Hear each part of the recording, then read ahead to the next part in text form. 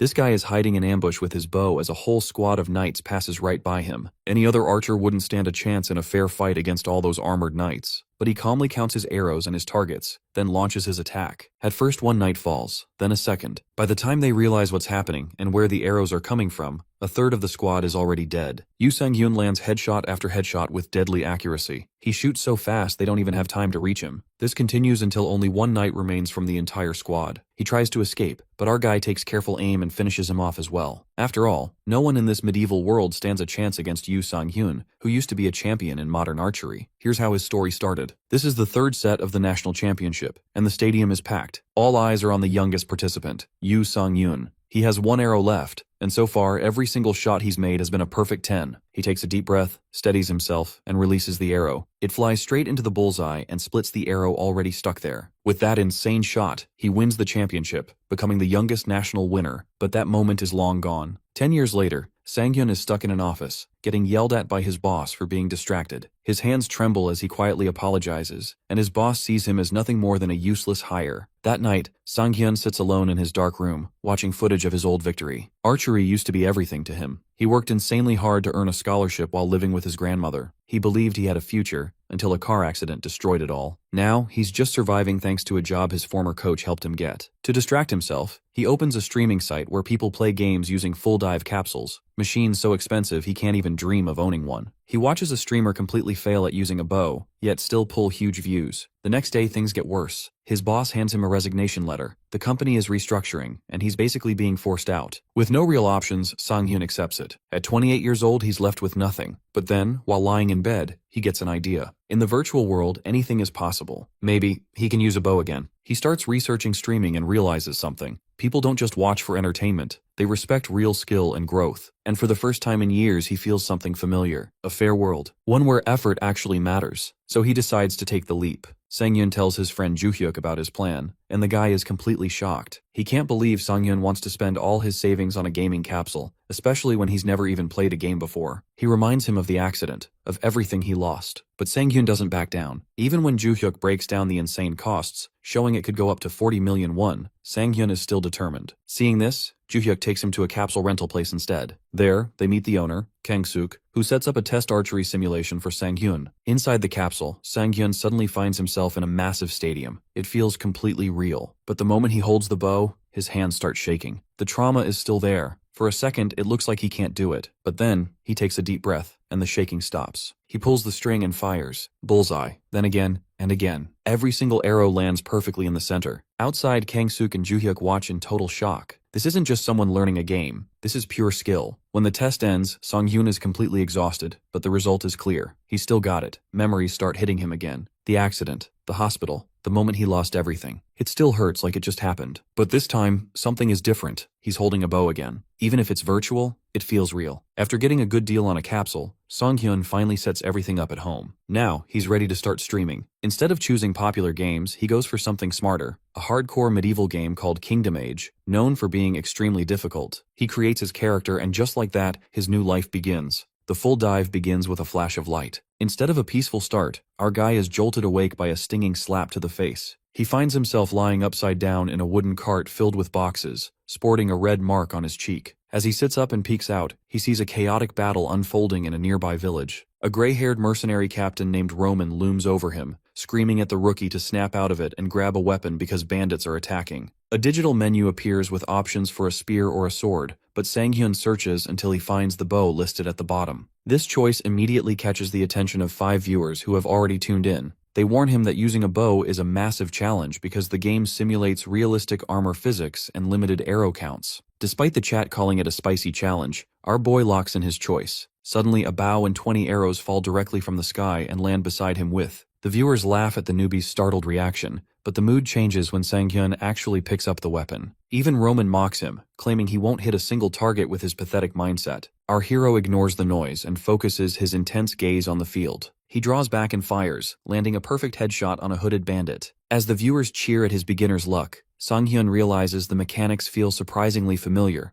resting somewhere between the professional archery of his past and the simulations he's recently practiced. When a viewer named Ruby Sword explains that the game uses realistic organ locations for its headshot mechanic, Sang-hyun calmly decides to take the enemies out one by one. The chat is filled with laughter at his confidence, but our protagonist stays silent to let his results do the talking. With golden eyes, he begins firing arrows that seem to pulse with blue light. Because he has exactly 20 arrows for 20 bandits, he treats every shot as a necessity. The battlefield clears quickly as our hero picks off targets from behind a wooden fence. He eventually notices a large shield bearer charging at Roman, creating a difficult situation since the enemy is well protected. However, Sang-hyun spots a tiny opening on the side. He knocks an arrow and fires a shot that curves slightly, piercing the bandit's temple through the gap in his helmet. As the battle ends, Sang-hyun is confused to see the chat has completely stopped. He worries that his performance was boring, but seconds later, the screen explodes with frantic messages. The viewers are stunned because he didn't just clear the field. He managed to kill a boss that is normally impossible for a beginner to hit. When the chat asks how he managed to maintain his aim while drawing the bow back all the way, Sang-hyun looks genuinely confused, as he doesn't find full draw aiming difficult at all. Roman walks up to the rookie, looking deeply impressed by that final arrow. This incredible display of skill quickly spreads to web communities, where people begin sharing clips of the strange new streamer who is melting the heart of the usually grumpy Captain Roman. At the end of the video, when Roman asks for his name so he can report his bravery to the higher-ups, our boy turns to the camera with a smile. He introduces himself as Almond, a name that soon fills the search bars of the gaming community. The Kingdom Age community had become a stagnant pond where the same old topics were recycled by the same regulars. Because the game itself lacked updates, the forums felt like a boring echo chamber until a single post titled, "A Total Newbie Getting Praised by Roman," changed everything.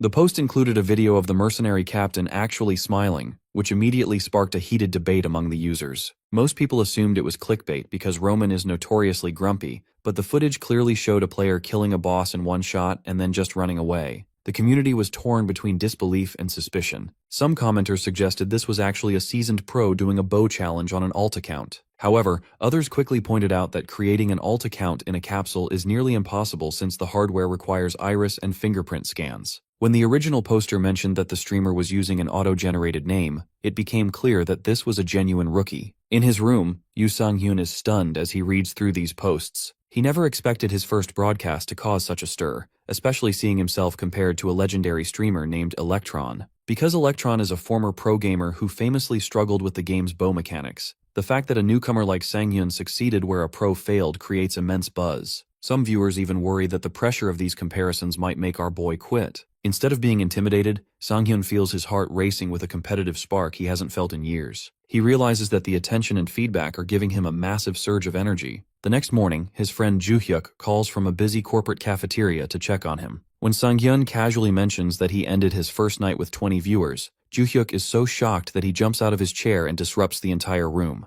After apologizing to his coworkers, Joo-hyuk whispers in disbelief, wondering how a first-timer could attract that much interest. Sang-hyun simply attributes it to picking a good game, though Joo-hyuk knows it's pure talent. Their conversation is cut short when an angry manager begins screaming at Joo-hyuk for being distracted, which only reinforces Sang-hyun's resolve to make his new career work. Because he is now fully committed, our protagonist decides to skip a proper meal and get straight back into the capsule. He views this as his actual job now, so he doesn't want to waste a single minute. As he climbs into the device, his stomach growls, but his mind is focused on the growing audience. When the stream officially starts, he is floored to see 189 people already waiting. His viewership has jumped ninefold in a single day because of the community thread. The rapid pace of the chat and the sheer number of eyes on him make Sang-hyun's hands clench in a brief moment of nerves. To center himself, he uses a mental trick from his days as an athlete, imagining he is viewing the world in the third person to distance himself from the pressure. This allows his anxiety to disappear like magic, replaced by a confident smile as he addresses his fans. He settles into the interface, ready to show the audience a masterpiece performance. While Sang-hyun dives back into the game, Joo-hyuk is back at his desk feeling exhausted by his own office politics. He suddenly realizes he forgot to deliver a vital message from Kang-suk, the capsule owner. Kang-suk had specifically mentioned something important regarding body optimization that Sang-hyun needed to know. Unfortunately, Joo-hyuk is pulled away for another meeting before he can explain the details. This leaves our hero locked inside the capsule, completely unaware of the technical warning as he begins his second day of streaming. Before going to sleep, Sang-hyun spends his night doing some serious research on the web to prepare for his new career. He focuses on how popular streamers manage their audiences and studies controversial cases to learn what to avoid. He discovers several common taboos, such as how mentioning your viewer count can actually disrupt audience engagement. He also learns the importance of establishing a friendly rivalry and making the stream feel intimate. almost like someone is just watching a friend play a game. Inside his capsule for the second day of streaming, our boy feels a lot more prepared. He looks at his viewer list and recognizes names from the previous day like Ruby Sword, Eggplant, and Mr. Dummy. Because he wants to build that intimacy he read about, he smiles and thanks them for coming back. This small gesture causes the chat to explode with excitement, and some viewers even start calling him a streaming genius for having dedicated fans so early. While he finds the genius label a bit overwhelming, he decides it is time to hop into the game. The transition begins with a flash of light as the system initiates the full dive. When Sang-hyun's eyes snap open, he finds himself already seated on a brown horse in the middle of a lush green world. This is a bit of a surprise because the game starts him right in the middle of the action. Since he stayed on for a bit after his last stream ended, he had Roman introduce him to the mercenary leader, which resulted in a new mission. He takes a moment to explain the situation to his 189 viewers, noting that he is currently acting as a bodyguard for a traveling noble. Even though it feels more like a chore than a war, he accepts the mission and prepares for the ride. The realism of the game continues to impress him, and he remarks that it truly feels like he is riding a horse. When Roman pulls up beside him and asks if it is his first time, Sang-hyun responds naturally, almost as if the game is pulling the words out of him. Surprisingly, the usually grumpy Roman laughs heartily and tells him he will be doing plenty of riding in the future. This kind behavior confuses the veteran viewers in the chat because they have never seen Roman act so friendly toward a player. They start jokingly asking what Almond did to the captain to change his personality so drastically. The peaceful travel is short-lived because viewers in the chat begin predicting an ambush by horseback bandits. Just as the warnings appear, a group of raiders emerges from the forest led by a red-haired leader with a manic grin.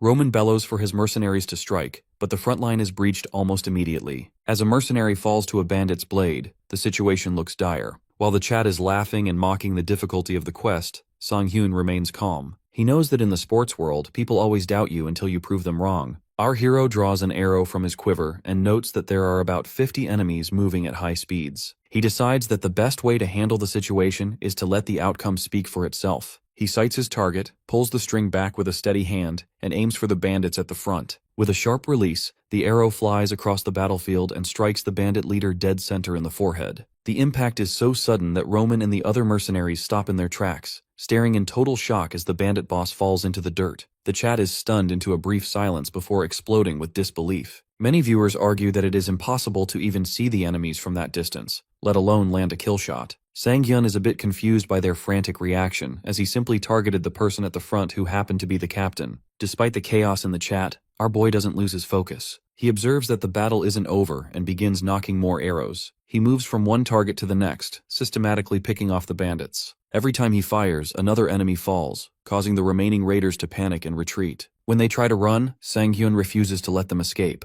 He draws his bow to its absolute limit, offers a brief apology, and fires a final shot that seals the encounter. This incredible performance quickly catches the attention of the wider Kingdom Age community. A popular streamer named Acorn Jelly is browsing the forums when he sees a post about a rookie killing a boss in one shot. Initially, he mocks the idea, assuming any streamer using a bow must be a pervert, looking for a useless challenge. However, when he actually watches the footage, his smug attitude disappears. He notices that the bandits didn't just die, they were killed instantly by shots that bypassed the game's usual survival mechanics. As his hand begins to tremble, Acorn Jelly realizes he is looking at a perfect shot, a level of skill that is almost unheard of in the game. In this game, enemies usually die instantly if you hit a critical point, but that rule doesn't apply to boss-level monsters. However, a hidden system exists where a perfect shot can bypass these limitations and even surpass the accuracy of a standard headshot. Because the activation conditions are so insane, requiring a precise hit on a vital spot within 1.5 seconds of an ambush,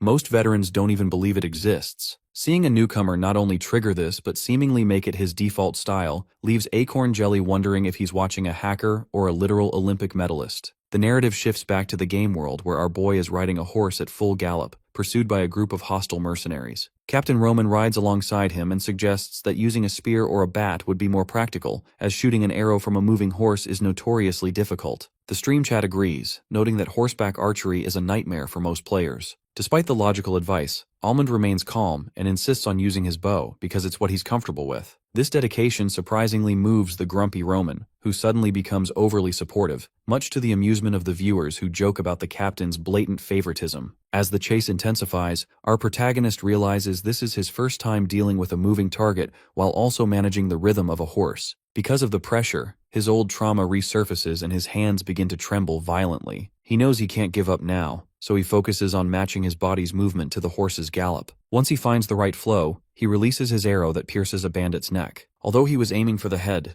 the kill is still successful, sending the chat into a frenzy. He leans forward, pushing himself to be faster and sharper, and begins landing consecutive headshots that send bandits tumbling from their saddles one by one. By the time the dust settles, the entire enemy group has been wiped out. Roman is genuinely stunned by the display, giving our hero an enthusiastic thumbs up and calling him a god-given archer. The other mercenaries join in the praise, comparing him to a modern-day Robin Hood. Amidst this celebration, a massive notification flashes on the screen. Acorn Jelly has donated 100,000 won, asking if the perfect shots he just saw were actually real. Because this is the first time Almond has ever received such a large gift, he becomes visibly flustered. The viewers start demanding a reaction for the donation, suggesting he do something related to his archery. Trying to be helpful, our guy decides to fire an arrow straight up into the clouds as a celebratory salute. He looks at the camera and says "Tada," just as the arrow disappears into the blue. Unfortunately, this sudden action combined with his outdated equipment causes a critical error. The screen flashes red with a game over message and then goes completely black. In a hilarious twist, the viewers assume this was a planned, high-level comedic exit. The post-stream chat explodes with laughter, with people calling him a legend who literally dies for his fans' donations. Back in his room, Sang-hyun sits in his capsule, exhausted and dripping with sweat. He initially worries that his old machine just gave up on him, but when he checks his phone, he sees the broadcast ended on a high note. Because the community thinks the sudden suicide shot was a genius move, his popularity is actually growing. He reflects on how his athletic background helped him adjust the trajectory, even if he doesn't feel the need to explain the technical details to his audience. While cooling off in his kitchen, he decides to look up Acorn Jelly and is impressed by the veteran's skill. His admiration is interrupted by a sudden ping from the streaming app.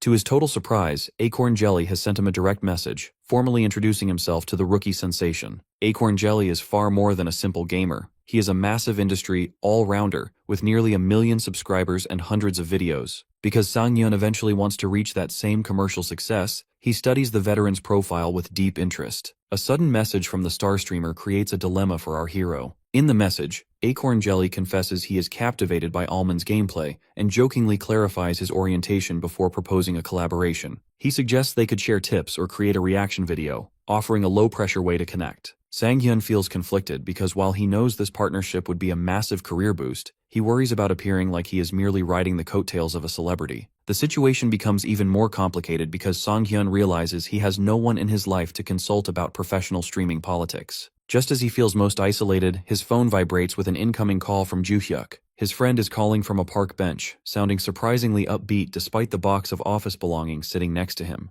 Joo-hyuk reveals that he has officially resigned from his company after a final explosive confrontation with a manager named Park. While Sang-hyun is initially horrified by the news, Joo-hyuk explains that watching our boy return to archery, even in a virtual world, made him realize he wanted to find something he truly cares about too. Because of this shared turning point, Joo-hyuk makes a bold declaration that he will now serve as Almond's manager. He brushes off Sang-hyun's concerns about pay or the loss of a big corporation career, insisting that a year-long break is fine and that they can land a great contract if they work together. Joo-hyuk is instantly energized by the news of the collaboration proposal, viewing it as the perfect opportunity to showcase his management skills. He tells Sang-hyun to leave the networking and logistics to him, promising to handle everything so our hero can simply focus on showing off his incredible skill. The narrative shifts to a modern cafe where the meeting with Acorn Jelly's team takes place. A manager named Naeon is initially skeptical, wondering why they are meeting a rookie in such a casual setting. The streamer himself, Do Jae-mok, admits he chose Almond for his potential, but still maintains a bit of a superstar ego. Naeon teases him about a past failed collaboration, but Jae-mok insists that Almond's physical mechanics are the best in the country and that this is a vital future investment. However, when Naeon asks if he has actually met the guy in person,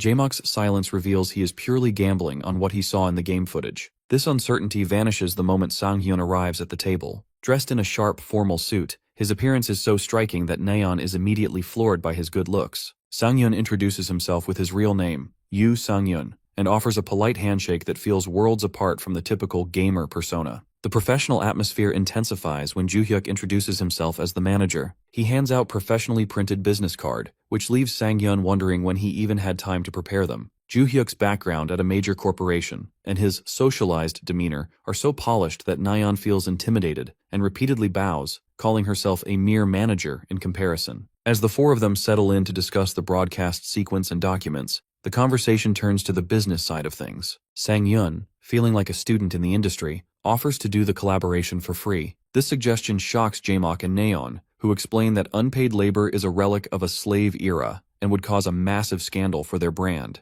Joohyuk tries to step in by suggesting a minimum wage, which shows that even an elite corporate mind is still figuring out how streaming revenue works. Jaemock dismisses the hourly pay idea and instead offers a 50-50 split of all donations generated during the joint broadcast. This generous proposal leaves Joohyuk stunned and marks the official beginning of Allman's professional career. As the sun sets over the city, Joohyuk and Sanghyun walk together while checking the initial success of their professional partnership. Because Joohyuk has been meticulously researching the industry, he reveals that even a modest split of the donation revenue from an upcoming collaboration with Acorn Jelly could net them over $1,000,000. Our protagonist is stunned by his friend's foresight, especially when Joohyuk produces a digital recording of their previous meeting to ensure they are legally protected. This level of meticulous planning makes Sanghyun realize why people like Joohyuk thrive in high-stakes corporate environments. To keep things fair, Joohyuk proposes a generous profit-sharing deal, where he only takes a cut once Sanghyun is comfortably earning over $3,000,000 a month. He jokingly credits his financial comfort to being an investment genius,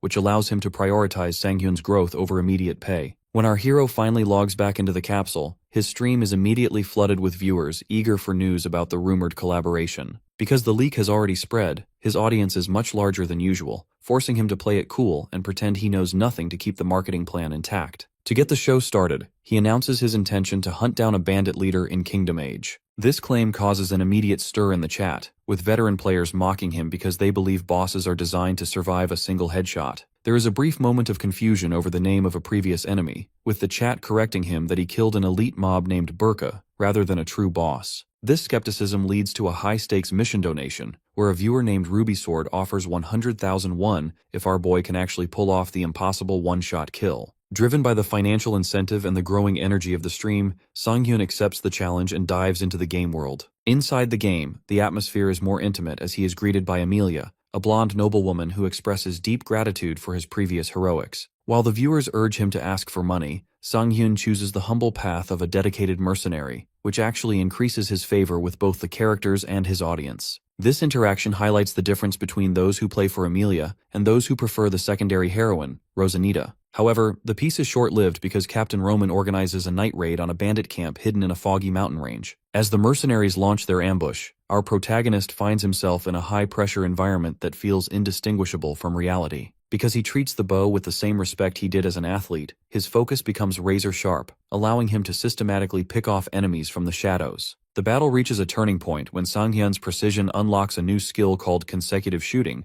after he lands 3 perfect headshots in a row. While most players find this skill difficult to control, our hero's natural speed makes the arrows look like a blurred volley of magical light. He clears the camp with such efficiency that the chat begins to realize it is not the skill itself that is fast, but the man behind the bow. Amidst the chaos of the victory, a mercenary discovers the bandit boss already dead with an arrow buried deep in his head. The viewers are initially confused, insisting that a single shot shouldn't have been enough to kill a boss-level enemy. Just as it looks like the mission might be a failure due to game mechanics, a massive donation from Acorn Jelly confirms the truth. Sanghyun has triggered a legendary perfect shot, a feat that bypasses all health bars. This leaves our hero stunned as he tries to process the technical reality of the rare skill he just performed. This causes an immediate stir because the veteran streamer is so insistent on the reality of this hidden mechanic, while his own chat begins to mock him by dismissively claiming the perfect shot is just a myth made up by desperate bow users. Deeply frustrated by the skepticism, Acorn Jelly watches Allman's character on his monitor and wishes our boy would just explain the mechanic clearly to the doubters. When the oblivious Sanghyun eventually asks what a perfect shot even is, the superstar streamer is so stunned that his eyes go wide in shock. Our hero genuinely has no idea why everyone is making a fuss, which leaves Acorn Jelly slumped over his desk in disbelief. He realizes that our protagonist has been performing high-level professional mechanics without even knowing they exist,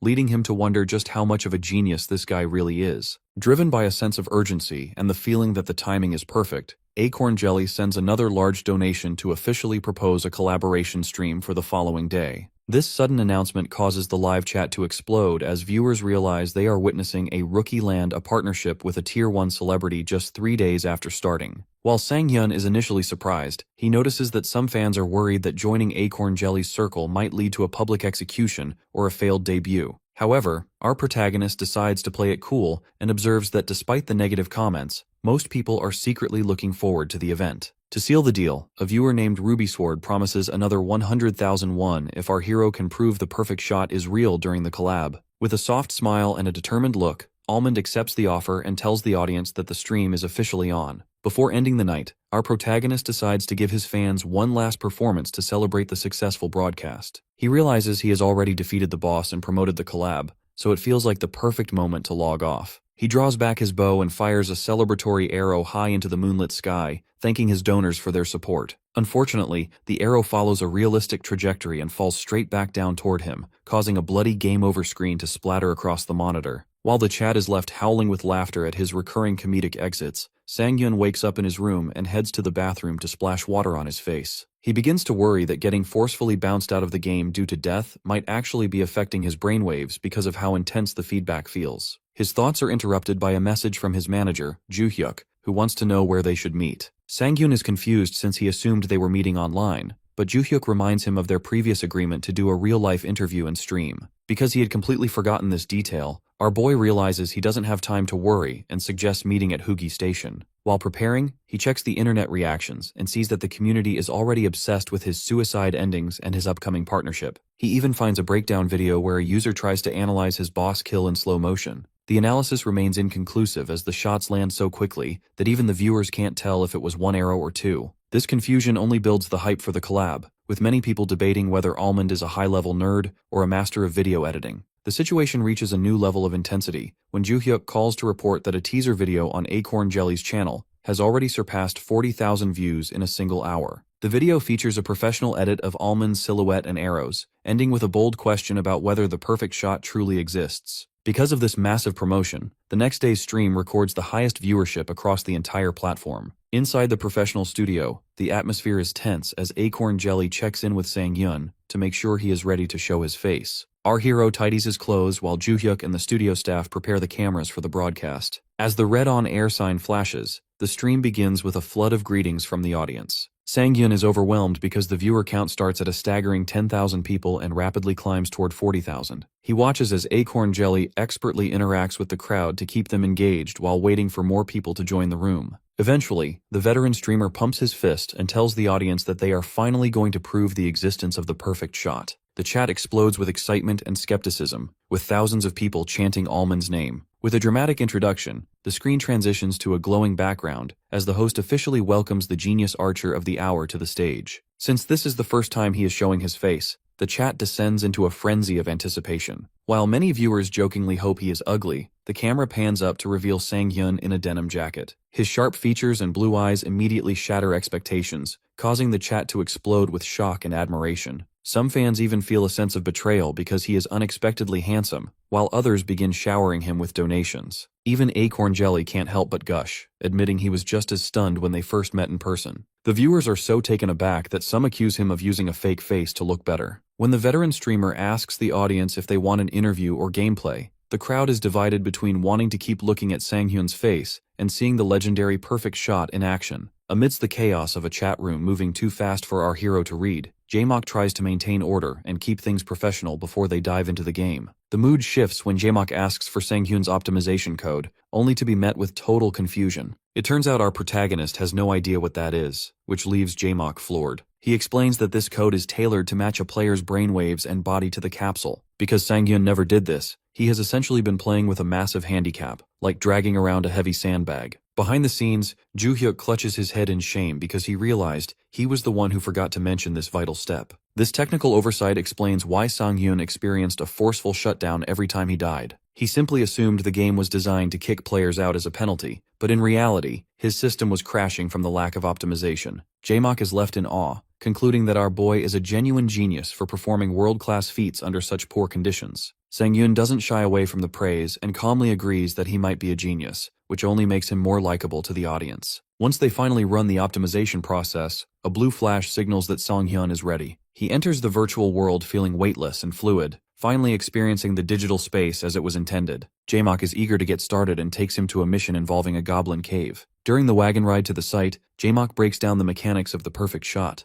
It requires hitting a tiny center point on an enemy's vital area on the very first attempt. Because there are no second chances, it is considered one of the hardest moves to pull off. The professional tension is briefly broken by Captain Roman, who continues his hilarious favoritism. He violently scolds Jaemock for being loud and even threatens to split him in half, but he turns to Sang-hyun with nothing but smiles and encouragement. Once they reach the cave, Roman orders our protagonist to take the lead and show the newcomer how it's done. Moving through the tall grass, Sang-hyun realizes that his movements are much easier to control now that his character is optimized. He draws his bow with an intensity and begins picking off goblins with terrifying precision. Each shot is a masterpiece of efficiency, with one arrow even piercing through two enemies at once. Jaemock watches from behind his shield, completely mesmerized by how Almond has even adjusted his shooting style to be quieter for the ambush. He realizes that beyond Sang-hyun's physical skills, he has a natural charisma that makes him look like he is constantly standing in a spotlight. As the last target falls, the screen reflects the truth that our hero is the undeniable star of the show. The Goblin Cave is a graveyard of green corpses, and a system notification officially confirms that every regular monster has been eliminated. As the dust settles, Captain Roman beams at Almond, praising his incredible efficiency. While the mercenaries prepare for their next move, the stream chat is buzzing with morbid excitement, noting that a place this dangerous should normally be drenched in human blood.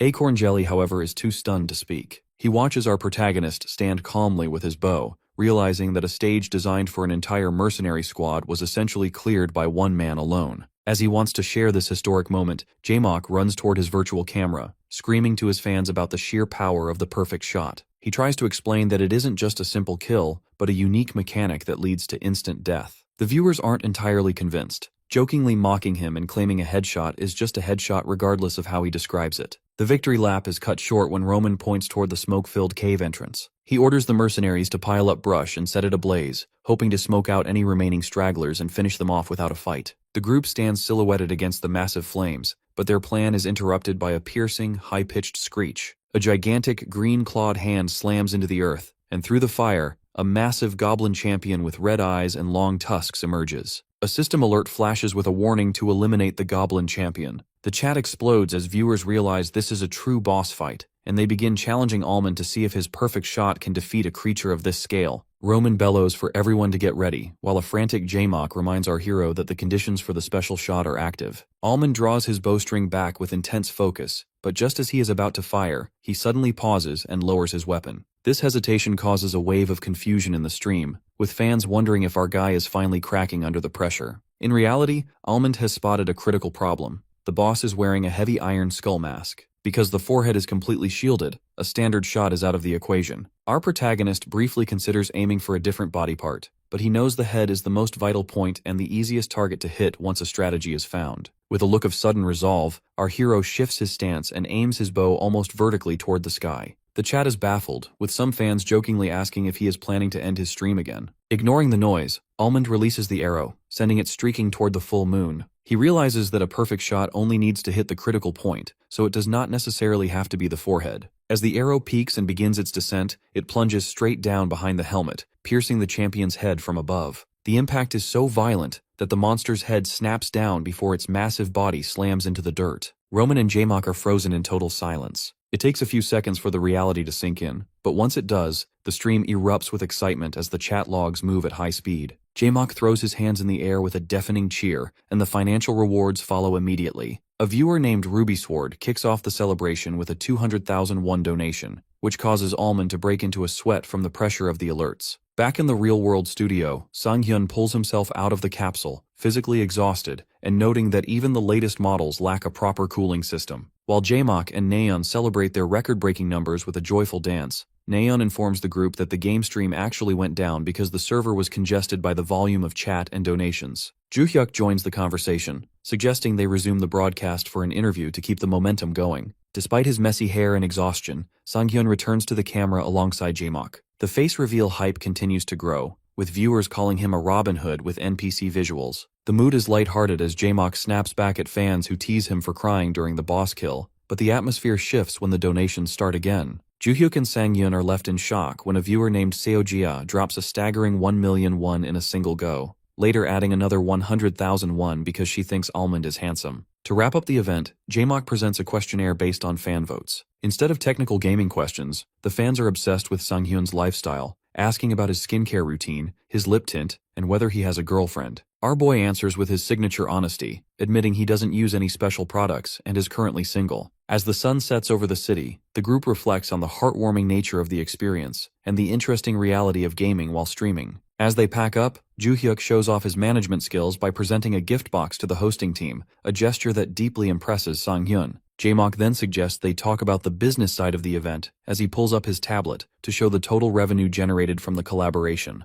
The professional atmosphere quickly turns into a scene of total disbelief when Jae-mok reveals his tablet. Because the collaboration was such a massive success, the screen displays a total estimated revenue of over 5.3 million won. This figure causes Sang-hyun and Joo-hyuk to gasp in unison, as they find it hard to process such a large amount of money for a single day of work. Our protagonist is so stunned that he asks if this level of income is normal, but Jae-mok clarifies that this is actually a personal record even for him. Once the manager Nayeon steps in with coffee, she explains that after an even split, Sang-hyun's share comes out to nearly 2.7 million won. This realization forces the two newcomers to bow deeply in gratitude, though Jae-mok feels he should be the one thanking them for the incredible content. The conversation naturally shifts toward how professional streaming actually generates money. Because Joo-hyuk is curious about the business model, Jae-mok explains that while donations are a nice bonus, the real steady income comes from advertising. He compares the revenue from the streaming platform to a basic salary that scales with the number of viewers. Nayeon adds that her primary role as a manager is to secure third-party contracts, ranging from game ads to clothing and equipment sponsorships. She even points out that Jae-mok's current outfit is a sponsored product. Because of Sang-hyun's striking looks, she suggests his career path will likely mirror that of a celebrity. This leads to a joke at Jae-mok's expense, as Nayeon teases that while funny-looking streamers rely on their humor, handsome ones like Sang-hyun can earn 90% of their income through their image alone.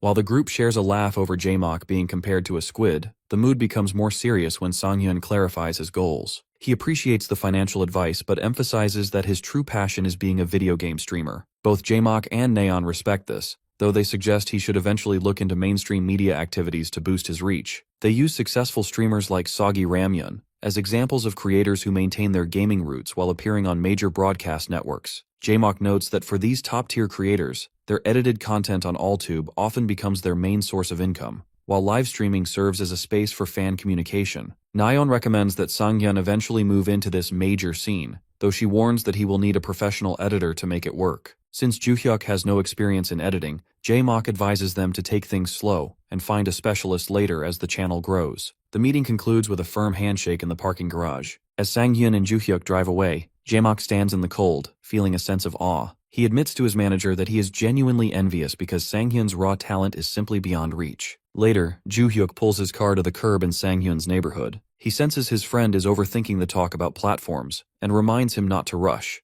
as his natural ability guarantees success. This support gives Sang-hyun the boost he needs as he begins the walk up the stone stairs to his house. The cold air brings back a vivid memory of his grandmother, reminding him of how he used to carry her bags to keep her from slipping on the ice. He feels a pang of regret that she isn't here to see his success, especially since he just earned enough money to change their lives. Standing on the stairs, Sang-hyun looks down at his right hand and clenches it into a fist. He is moved by the fact that throughout the entire high-pressure stream, his arm never trembled once. Because the virtual world has given him a fresh start, the limb that was once a source of pain for him and his grandmother has finally become a source of strength again. He feels as though the supportive people in his life were sent by her, and he resolves to work his hardest to repay their kindness. Even though he jokes to himself that she might tell him it's too late to start a new career, he promises her he will keep moving forward. Meanwhile, the internet is already doing the work for him. Community forums are flooded with praise for his perfect shot, and a high-quality fan edit of his stream is already gaining massive traction in the editor's community.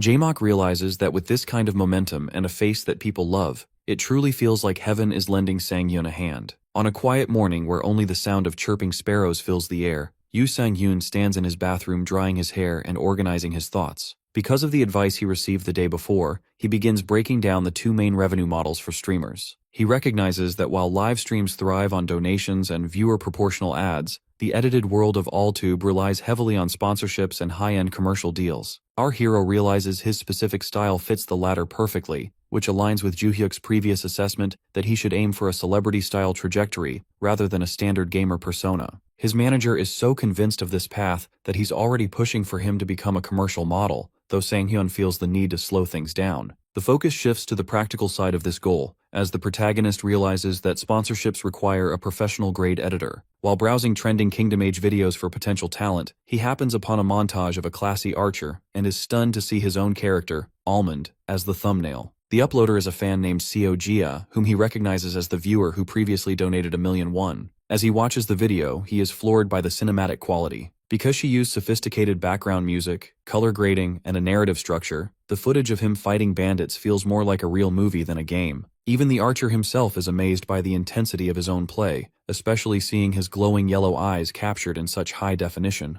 After seeing the positive reception in the comments, our boy decides he needs to contact his manager immediately. However, his phone vibrates first with a message from Juhyuk, who was already watching the same video. Because they currently lack a steady income and cannot afford high salaries, Juhyuk takes it upon himself to handle the situation. He tells Sunghyun to focus entirely on the game while he manages the networking, insisting they need to act while the momentum is high. This reassurance motivates our hero to step into his gaming capsule for some serious preparation. He acknowledges that while his shooting is flawless, his general physical stats in the game aren't outstanding yet, which makes high-intensity training essential for skill-based streaming. Our protagonist spends 3 grueling hours clearing training simulations on the highest difficulty level. He emerges from the capsule completely exhausted and panting, but he barely has time to recover before his next scheduled broadcast. Because he's hungry and pressed for time, he simply grabs a carton of milk and a bowl of almonds to eat quickly. While he chews, he feels a surge of nerves regarding how the community will react to his recent collaboration and the new viral videos. He knows the results of his growing fame will be visible the moment his stream goes live. Meanwhile, at the headquarters of the major game distributor Funk, an employee is slumped over his desk in despair. He feels responsible for the low sales of Kingdom Age, despite the game receiving excellent reviews from experts. He wishes for a star player to drop out of the sky to save the project, though he knows such a miracle is unlikely for a non-esports title. His mood shifts instantly when he discovers the fan-made video of Almond. He is impressed by the editing, but he's even more captivated by the raw skill of the player. The employee realizes that a newcomer who is both incredibly talented and handsome is the perfect candidate for a marketing push. Because the account is only a few days old, he knows he can secure a deal before the streamer's value skyrockets. He follows the channel just as a notification rings out, signaling that Almond has started streaming at that exact moment. When he joins the broadcast to see the gameplay for himself, he is shocked to see the viewer count rapidly surging past 1,000 people, confirming that the rookie is already becoming a sensation. Yoo Sung-hyun initially panics when he sees over 1,000 people waiting, which is a massive jump from his previous numbers. As the count continues to skyrocket past 1,100, our protagonist is visibly shocked, wondering where all these people came from. His manager, Juhyuk, watches from his desk with excitement, realizing that breaking the 1,000-viewer barrier is the unofficial rite of passage for becoming a full-time professional streamer. Unfortunately, the sudden surge of attention brings a new kind of pressure. During his collab with Acorn Jelly and Neon, our protagonist had pros handling the logistics, but now he has to manage a chaotic, fast-moving chat all by himself. He stays silent for a moment in a bit of a daze, prompting the chat to call him a dimwit and demand he start talking. He realizes that handling 50,000 viewers during a collab was only possible because of the pros supporting him. Now that he is alone, his hands begin to sweat. To center himself, our hero takes a breath and welcomes everyone, feeling a sense of warmth from the enthusiastic greeting. The viewers are immediately vocal, questioning why the stream is voice only. Since his main streams haven't featured a camera before, many new fans are demanding he show his face. Sang-yoon notices a long list of messages about this and feels the demand growing. Luckily, Juhyuk sends him a direct message with a link to a web post. The post is titled with his name and features handsome, stylized captures of his face revealed from the collab, surrounded by digital roses. Our boy realizes his real-life face has already spread across the internet. Feeling like a bit of a show-off but secretly loving the attention, he decides to turn on the camera. As soon as he appears in a small camera feed, the chat explodes with excitement and marriage proposals. Donations start rolling in immediately, with fans explaining they couldn't donate during the high-speed collab, but wanted to support him now. Sang-hyun waves to the audience and thanks them for the warm welcome before transitioning into the game. He dives back into the world of Kingdom Age at dusk, appearing as his character Almond in a green cloak. He is greeted by the blonde noblewoman, Emilia, who praises him for dealing with the local goblins. While the chat is busy being charmed by her beauty, the atmosphere shifts when Emilia takes our protagonist's hands and holds them close to her chest. This sudden intimacy shocks the viewers, who wonder how he raised his affinity with her so quickly. Emilia looks serious and reveals that she has another mission for him, but she wants him to do it alone, bypassing Captain Roman. She points toward a nearby castle and asks him to assassinate the lord who lives there. This request sends shockwaves through the stream. While the chat jokes that she's basically telling him to go die, our hero accepts the mission choice on his digital menu. Meanwhile, an employee from the game distributor Funk watches the stream with bated breath. He notes that while he's played the game multiple times, completing a siege mission with a bow is practically impossible. He reflects on how Kingdom Age sieges are notoriously difficult because the AI is advanced and players are easily surrounded. The biggest problem is the target, Lord Talorant, who is encased in heavy armor from head to toe, the worst possible opponent for an archer. However, the employee realizes that if Sang-hyun pulls this off, it will provide the magic needed to turn him into a true star. Inside the game, Almond confirms his acceptance, feeling that he needs to take these risks to make it big. He reasons that since the game is historically accurate, the castle shouldn't be too grand, likely housing no more than 50 people. When he asks why the Lord must die, Emilia reveals that Talorant is a tyrant who enslaves his own people through high-interest debt, including women and children. This gives our hero a moral reason to proceed. As a wolf howls under the full moon, Sang-hyun begins his stealthy approach. He moves through a cornfield toward the castle, noting that his character's movements feel much smoother and quieter now. This improved performance is the direct result of the grueling 3-hour training session he completed earlier. The first major obstacle appears at the castle walls, 2 guards patrolling a walkway together. If he takes one out, the other will surely sound the alarm. While the chat mocks him and insists that killing 2 people simultaneously with a bow makes no sense, our protagonist doesn't blink. He stares up at the moon with intense yellow eyes and tells his audience he has already thought of a way to silence them both at once. As the light gleams off his sharp silver arrowhead, he prepares for the shot. This causes a wave of skepticism in the chat because players believe shooting 2 arrows simultaneously is a movie trope that shouldn't work in a realistic game like Kingdom Age. Our boy doesn't let the doubt faze him, and instead positions himself in the spotlight of the night to prove them wrong. Because he understands the physics of the game, he explains his logic of using a high arch to delay the landing of the first shot. He aims his bow almost vertically and fires the first arrow into the clouds, immediately knocking a second one to fire directly at the walkway. This causes the 2 arrows to converge on their targets at the exact same moment. The precision is so perfect that both guards are struck in the head before they can react, causing one to drop his flaming torch as they collapse. This display of skill sends the chat into a total frenzy, with fans calling him a monster and a god for pulling off such a feat live. While the viewers celebrate, a game distribution employee at Funk is watching from his office in complete disbelief. He realizes that in all his years of seeing top-tier players, he has never encountered anyone with this level of talent. This realization forces him to call his director immediately, insisting they set up a meeting to recruit our protagonist before anyone else gets the chance. Back in the castle, the reality of the mission starts to weigh on Sang-hyun. He manages to scale the tower but ends up gripping the stone edge, feeling completely exhausted. He notes that the game feels like a nightmare for any physical activity that isn't archery. When the chat wonders how he climbed the wall so easily, he recalls that he actually spent time practicing on the highest difficulty setting. Once he catches his breath, he decides to start cleaning up the bodies to maintain his cover. He moves through the shadows and encounters a patrolling guard who is wondering where his sleeping colleagues went. Almond remains crouched and fires a silent arrow into the man's throat, ensuring he dies without a struggle or any loud bleeding. As he moves the bodies out of sight,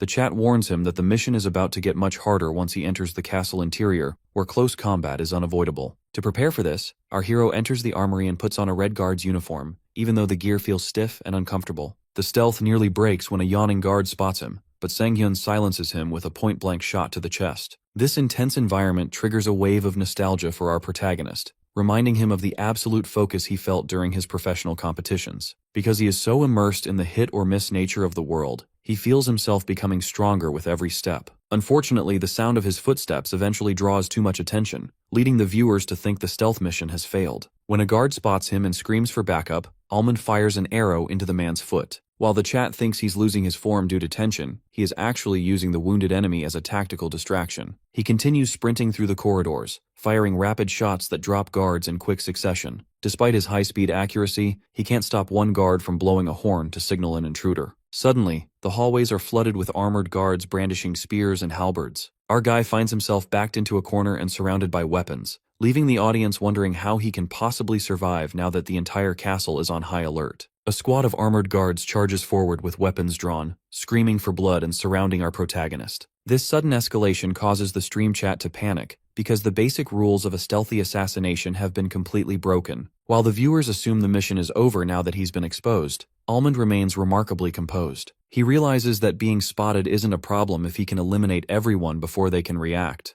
To handle the crowd, he reaches for his quiver with blinding speed and pulls 3 arrows at once. As he triggers his consecutive shooting skill, he's able to unleash a rapid, blurred succession of shots that strike the frontline guards directly in the forehead. The lethality of this display causes the remaining guards to stop in their tracks, paralyzed by the sight of their fallen comrades. One surviving guard pales as he notices that every single arrow is perfectly centered in the helmets of the dead. He begins to tremble and screams that they are facing a monster, urging the others to run away. The formation breaks as the guards flee in a frantic scramble up the castle stairs. Our boy doesn't hesitate and immediately begins a pursuit, maintained by a rhythmic sprint. This pursuit shocks the chat, as they wonder if it is even possible to shoot accurately while running. Almond simply explains that it is, noting that his success comes from unwavering concentration, rather than just the freedom of the virtual space. He continues to land headshots mid-sprint until the staircase is littered with bodies and the hallway falls silent. At the top of the stairs, our hero stands silhouetted in a bright light and finally lowers his bow. He wipes a bead of sweat from his chin and gives his viewers a sharp, confident smile, asking them how they liked the performance. The chat responds with absolute chaos, flooding the screen with marriage proposals and praise for his killer visuals. Because of this high-level play, donations from viewers like Rubysword and Thor start rolling in. Almond notices the financial support and feels encouraged, noting that his stream is finally starting to do well. With his confidence at a peak, he turns toward a large arched doorway to find his main target. He pushes open the heavy iron-bound doors of the throne room, which creak loudly as he enters. Inside, he finds a figure in black plate armor sitting motionless on a stone throne. Our hero is surprised because he expected a weak, elderly lord, but this man has a clear boss presence and holds a colossal greatsword. Almond realizes the infiltration wasn't a secret at all since the lord was sitting there waiting for him. The lord breaks the silence by casually throwing his giant sword like a projectile, forcing our protagonist to duck just as the blade embeds itself into the door behind him. The lord asks if he came alone, his voice sounding deep and distorted from behind his helmet. The situation becomes even more lopsided when the lord snaps his fingers to summon 3 elite armored guards who flank him. The viewers are terrified because these minions are encased in flawless armor with no visible gaps. While the chat suggests Almond should grab the greatsword stuck in the door to use as a blunt weapon, our boy decides that would be too risky since he isn't familiar with heavy blades. He believes every mission has a solution that fits the player's chosen weapon, so he focuses his golden eyes on the leading guard's helmet. He spots a competitive opening and dashes forward, sliding under a sword swing and firing an arrow at point-blank range. The arrow strikes the visor with such force that the guard's helmet is knocked completely off. This feat stuns the viewers, who didn't think it was possible to unmask an armored enemy with a bow. Almond maintains his fluidity, knocking another arrow and firing it so that the next helmet flies off and strikes a third guard in the background. Now that the first guard is unmasked and charging in a fury, our hero evades the reckless swings and draws his string to its limit. He fires a final shot between the man's eyes, ending the fight with a cold, professional, "too late." After the other 2 guards are dealt with, Almond stands alone in the center of the hall facing the lord. The lord acknowledges the skill, but rises to his full, towering height, clanking in his heavy armor as he marches toward our protagonist. The chat points out that the lord's helmet doesn't have the same mechanical weakness as the previous guards, making him much harder to kill. Instead of retreating, Almond feels magical energy beginning to surge around his hands and his bow. He realizes that because he has landed 3 consecutive headshots, his conditions have been met. His eyes glow a supernatural blue as he prepares to test if the breakthrough he found is the right way to take down a boss of this caliber. Almond relies on his recent breakthrough to handle the armored threat. Because the consecutive shooting skill is active, he uses the arrows previously embedded in the floor as a makeshift quiver, crouching low to retrieve them with a steady hand. Lord Talorant remains immobile, mocking the archer by claiming that arrows are useless against his heavy plate. Even the stream chat begins to doubt our boy, wondering why he would choose a bow for such a disadvantageous boss fight. Our hero stays perfectly still until his eyes glow with a supernatural focus. He tells his audience that he has found a way before releasing a shot that hits the Lord's chest with a violent impact. When the boss dismisses the attack and begins a menacing walk forward,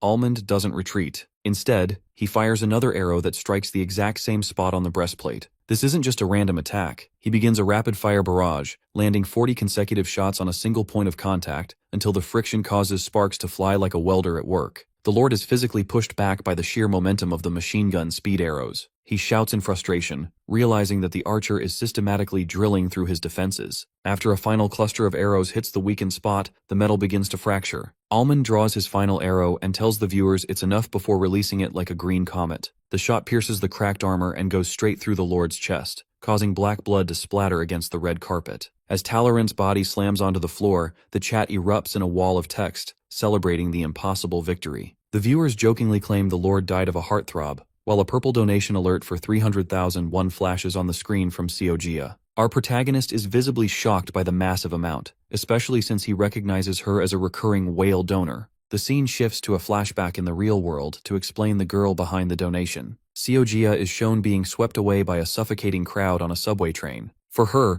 the noise and the push of the city are exhausting, making her wish she could fall into a vast empty sea. She eventually escapes the station and walks up dark neighborhood stairs to her apartment, where watching Almond's stream is her only joy. She initially got hooked because of his nickname, which reminded her of the butter carrot almonds sitting on her desk. Inside her room, Gia watches the boss fight with wide, blushing eyes. When Almond clears the mission she thought was impossible, she cheers and begins typing rapidly. She decides to donate 300,000 won because she doesn't want to lose to any other donors, feeling that spending money on her own happiness is worth it. When Almond thanks her and mentions her name feels familiar, she smiles with extreme joy, wondering what kind of reaction he will give her next. In the present, Sang-hyun pulls himself out of his capsule feeling tired but satisfied. He reflects on how the optimization changed his stream's ending, but he's mostly preoccupied with Gia's identity. He worries that a young person might be spending too much on a streamer and feels a bit burdened by the large amount. Meanwhile, Gia is already at her editing workstation. She realizes that her company resources are perfect for making high-quality montages of his gameplay.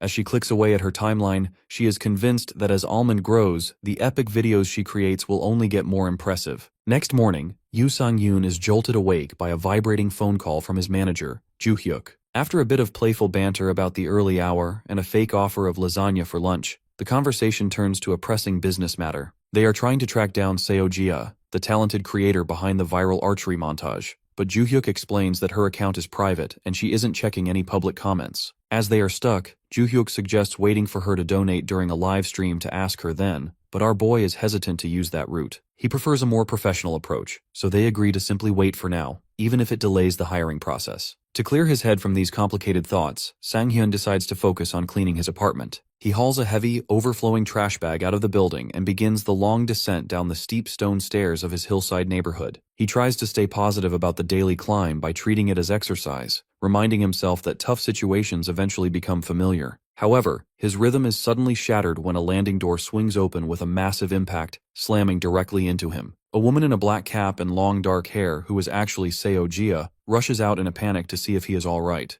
As Sang-hyun sits on the floor rubbing a bump on his head, Gia looks at him with the expression of absolute wide-eyed shock. Our hero feels a bit dazed but assures her he is fine before picking up his trash bag to finish his chores. While he is standing by the recycling bins, Joo-hyuk calls back in a state of high energy because Gia just premiered a new video titled "The Archer Who Took Over the Castle Alone." The video is an immediate hit, reaching thousands of concurrent viewers and trending in the gaming category. Joo-hyuk mentions he left a contact comment on the post, but they still have no way of knowing if she will see it. Just as the call ends, the woman from the stairs comes running toward our protagonist, panting heavily from the chase. Sang-hyun assumes he dropped something, but Gia instead holds out a notepad and pen, asking for his autograph with a flushed face. This catches our boy completely off guard, making him realize that even in his quiet neighborhood, he has encountered a genuine fan. When he asks for her name to personalize the signature, she reveals herself as Seo-jia. Because this lucky meeting solves their communication hurdle, the three of them soon gather at a cafe to discuss a potential partnership.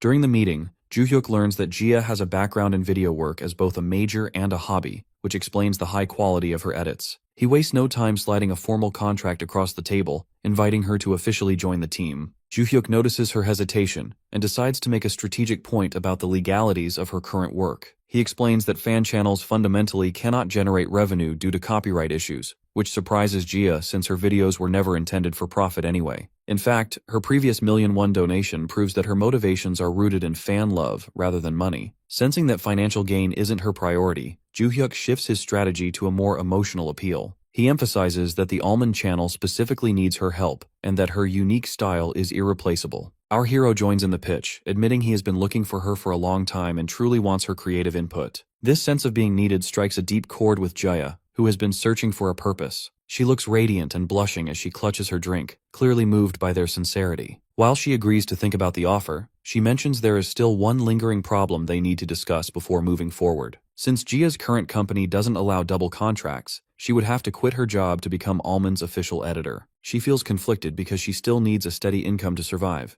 and she worries that relying solely on video revenue is too risky compared to her current salary. In short, she needs a guaranteed base pay to make the leap. This honesty makes Sang-hyun incredibly nervous, since he hasn't even been streaming for a week and can't even afford to buy his manager a drink, let alone pay someone a full-time salary. Just as the protagonist suggests they take more time to think, Joo-hyuk smiles and pulls a digital proposal out of his laptop. He reveals an email from the game distributor Punk, who has reached out with a partner streamer proposal. Because this package includes a specific budget for editor employment costs, the financial hurdle disappears instantly. Gia is so shocked she covers her mouth, while our hero is flabbergasted that a massive company actually wants to sponsor him. Seeing the resolve in Gia's eyes as she looks at the laptop, she decides to sign the contract immediately. Sang-hyun watches her and realizes that while it's a big life decision, she was likely desperate to escape her old workplace, which is a feeling he finds deeply relatable. Joo-hyuk breaks down the specifics, offering a base salary of 25 million won per year, plus a 40% cut of the YouTube incentives. Although he offers a 50-50 split option without the base pay,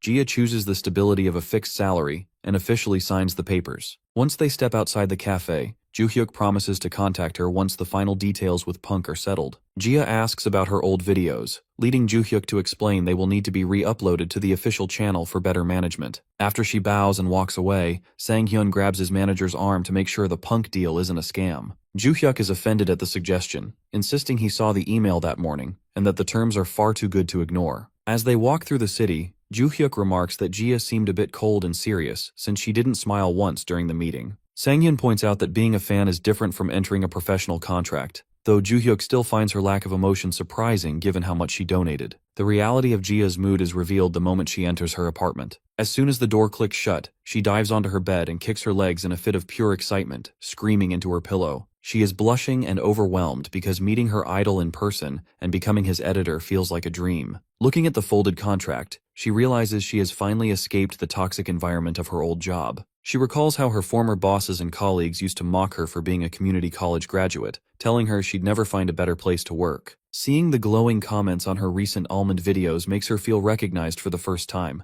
and she curls up on her bed with a strange, happy feeling. Back at his own place, our protagonist decides to start his stream early for the day. As he prepares to log in, Gia sends him a message with a file titled Intro Video. Sang-hyun is stunned that she produced a high-quality intro song and video in the tiny window of time since they parted ways. She explains that she didn't do it all at once but had been working on it as a hobby for a while. Seeing the professional quality of the preview, our hero is in awe of what she can do when she actually puts in her full effort. He sends her a quick thank you and officially launches the broadcast. Notifications ring out across the phones of various fans, and the chat rapidly fills with over 200 people. When the cinematic intro plays, the viewer count surges past 200 as fans immediately recognize Gia's work and suspect she has been recruited. Sang-hyun turns on his camera to greet everyone, thanking donors like Ruby Sword and Eggplant before diving into the game world. He spawns back inside the castle where the corpses of the guards are still scattered across the floor. He tells his audience that since he cleared the place alone, it's only fair that he loots some items. He opens a treasure chest and finds 3 glowing high-end bows, eventually picking one that looks particularly badass. He also equips a new set of armor and a green cloak, noting that the weight limit is the only thing stopping him from taking more. Now that he's better protected and unlikely to die in one hit, he mounts his horse to complete the quest. Since travel time isn't strictly realistic, the game transitions from night to day as he arrives at the location of Amelia's carriage. He hides in the bushes until she spots him, and the noblewoman is visibly shocked to see him back so soon. She leads him away for a private conversation, assuming he gave up or changed his mind. When Almond calmly reports that the mission is complete after only 2 days, Emilia is bewildered by his speed. He breaks down his timeline of travel and preparation, while the chat laughs because in real-world time, it only took him a single day. The confusion deepens when Emilia points out that she specifically asked for an assassination. Our boy smiles and explains that as the security was tight, he simply decided to kill every single person in the castle. This makes Emilia stand in a state of absolute frozen shock at his brutal interpretation of the task. It takes her a moment to cover her mouth and regain her composure, while the stream chat erupts with laughter at her stunned reaction. Once she settles herself, she confirms with our boy that the fortress is indeed completely vacant. Almond calmly verifies that no one is left, which prompts Emilia to realize that they cannot afford any further delay. She explains that they must move immediately to protect the people and secure the territory for the Jeanneret family, before other rival nobles can exert their influence. This strategic necessity leads her to order her attendants to prepare a carriage at once. As the vehicle is brought forward, Emilia invites Almond to ride inside with her, rather than staying behind with the soldiers. She catches him lost in thought and encourages him to get in, blushing deeply as she admits she has a great deal she wants to ask him. The viewers in the chat go wild over this development,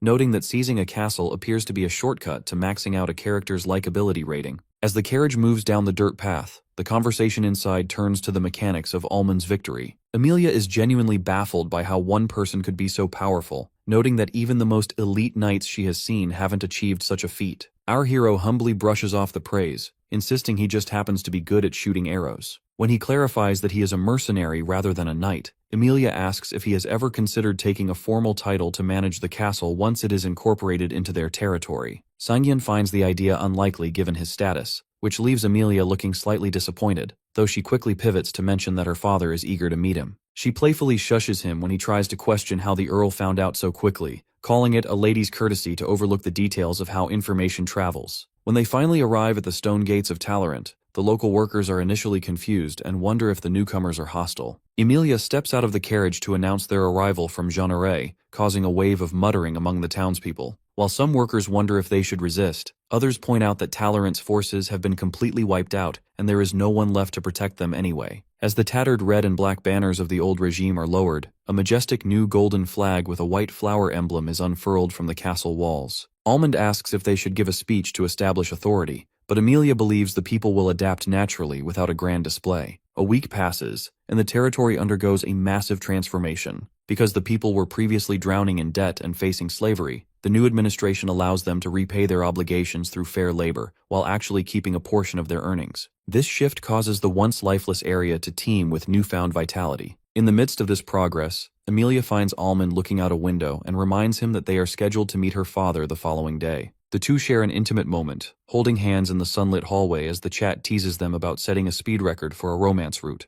However, the peaceful atmosphere is suddenly shattered by the piercing blast of a silver horn. The alarm draws them to the ramparts where they witness a massive army of the allied families of Talorant gathering on the horizon to retake the fortress. While Emilia is visibly shaken, Almond remains focused and assures her that he can stop the invasion. Below the walls, mercenary Captain Roman takes charge, rallying the troops to defend the castle for the honor of Lady Jeanneret. As the soldiers let out a deafening cheer, the view focuses on our protagonist's golden eyes. The transition from a stealthy assassination to a full-scale defensive war is made official by a final quest banner, commanding Almond to lead the forces to a total victory. This shifts to the game world where rows of armored soldiers stand ready, prompting the stream chat to explode with excitement over the large scale of the battle. The viewers are amazed that our protagonist reached this point in just a few days, especially since even the most persistent streamers usually fail to see this content. Some fans compare him to a creator named Bubblegum, but Almond quickly asks everyone to refrain from mentioning other streamers out of respect. After noticing a comment about how much his streaming has improved,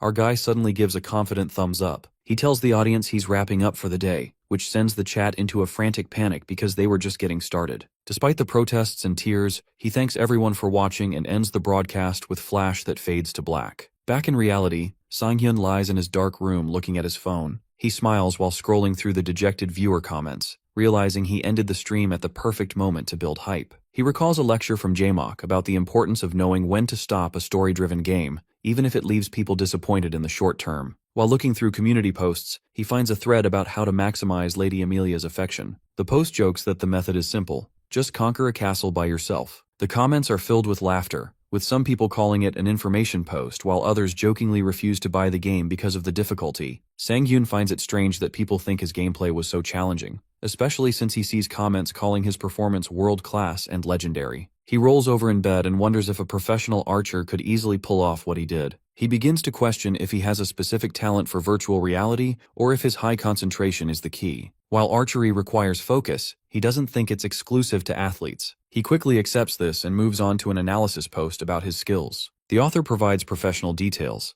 noting that his posture is comparable to a pro and his bowstring placement is precise. This shocks our hero as he realizes the person writing this isn't an amateur, especially when they claim to be a former athlete. Sang-hyun grips his phone in shock, wondering who it could be, as most people in the field cut ties with him 10 years ago. He reflects on how only his coach knew the real reason he quit was an injury from an accident. This triggers a flashback to a sunset 10 years ago. A young woman with long dark hair confronts him, asking if he's really quitting. When he tells her archery isn't fun anymore, she shouts in desperation, asking who will lead the others if he stops. He insists he is serious and walks away, leaving her devastated on the path as the sun sets. Back in the present, community posts are debating how Almond's siege will go and whether he can handle so many knights. Sang-hyun finds the skepticism interesting and appreciates the engagement. While walking down his neighborhood stairs, he spots Seojia at her door. He invites her to walk with him, and she mentions she has something to show him. They eventually sit on a park bench where Sang-hyun hands her a bottle of water. Jia pulls out her phone to show him the new videos she made for the channel. She is flustered when she mentions they will be uploaded to his official page.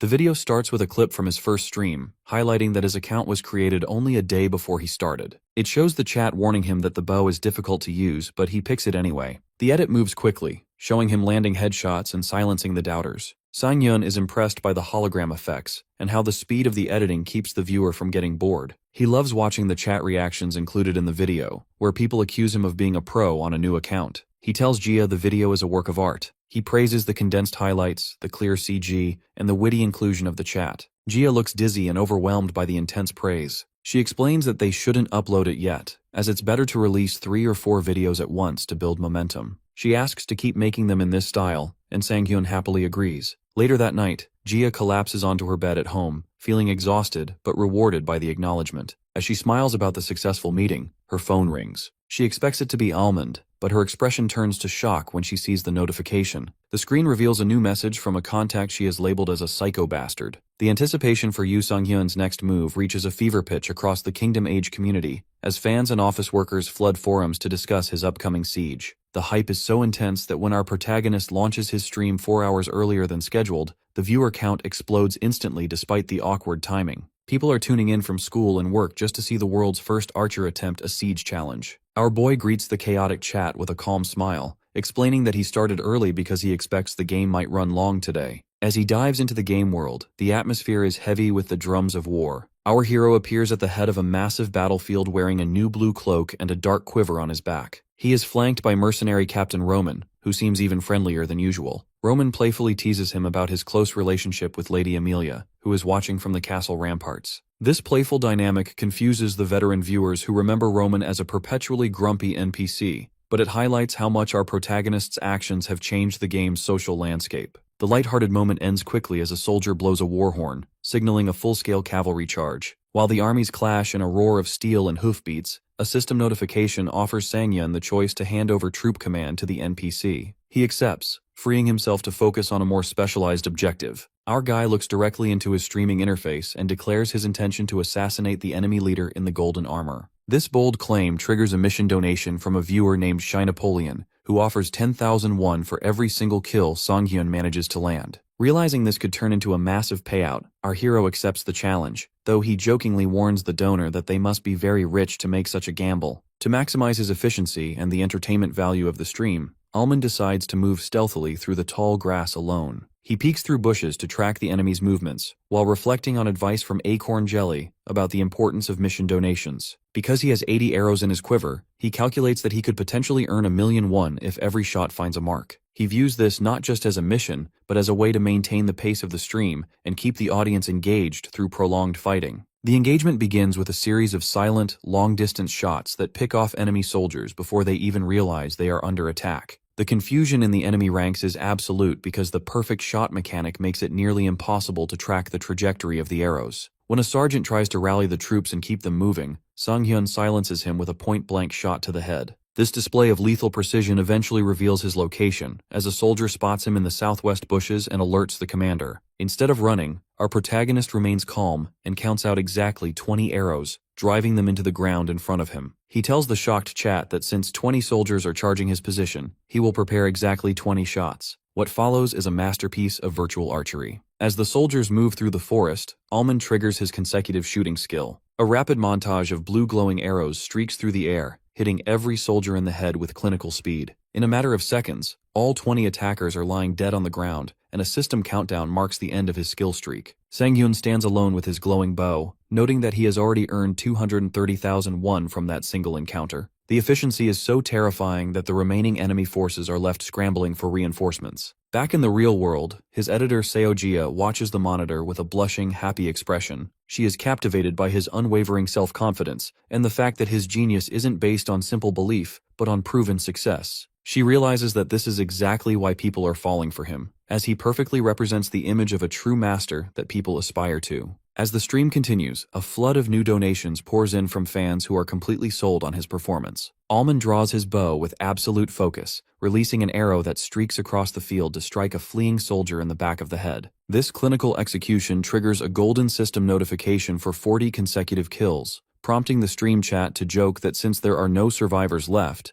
This technically counts as a successful assassination. Our hero calmly checks his quiver and notes that he has exactly 40 arrows left, a realization that coincides with a desperate donation from a viewer named Shy Napoleon. Because the mission rewards have scaled so aggressively, the donor is now begging for mercy and asking to be killed instead, realizing his payout has hit 400,001 much faster than expected. The scale of the massacre finally reaches the enemy leadership, where a commander in gold armor watches in total shock. He finds it unbelievable that a single archer wiped out 20 of his men and immediately orders a big deployment of 40 soldiers to the front to stop the bleeding. As the infantry charges forward, the chat reveals that Shay Napoleon actually has over 1,000,001 in his account, making his previous whining look like a drop in the bucket. Back in his room, the real-world Yu Sang-hyun is in disbelief at the mention of such a huge sum. This financial motivation sharpens his resolve, and he tells the audience that if the funds are there, he will aim to collect exactly 1,000,001. Driven by this goal, our protagonist triggers his consecutive shooting skill as a rain of arrows descends on the enemy line. Despite the frantic calls for the soldiers to maintain formation, Almond's arrows find their marks with terrifying efficiency. The chaos becomes so intense that even the viewers begin to worry, urging him to take cover because moving while using this specific skill usually ruins accuracy. However, Almond ignores these conventional rules and performs a high-speed dash just as an enemy arrow strikes the spot where he stood a second before. He maneuvers through the battlefield with a dynamic mid-air pose,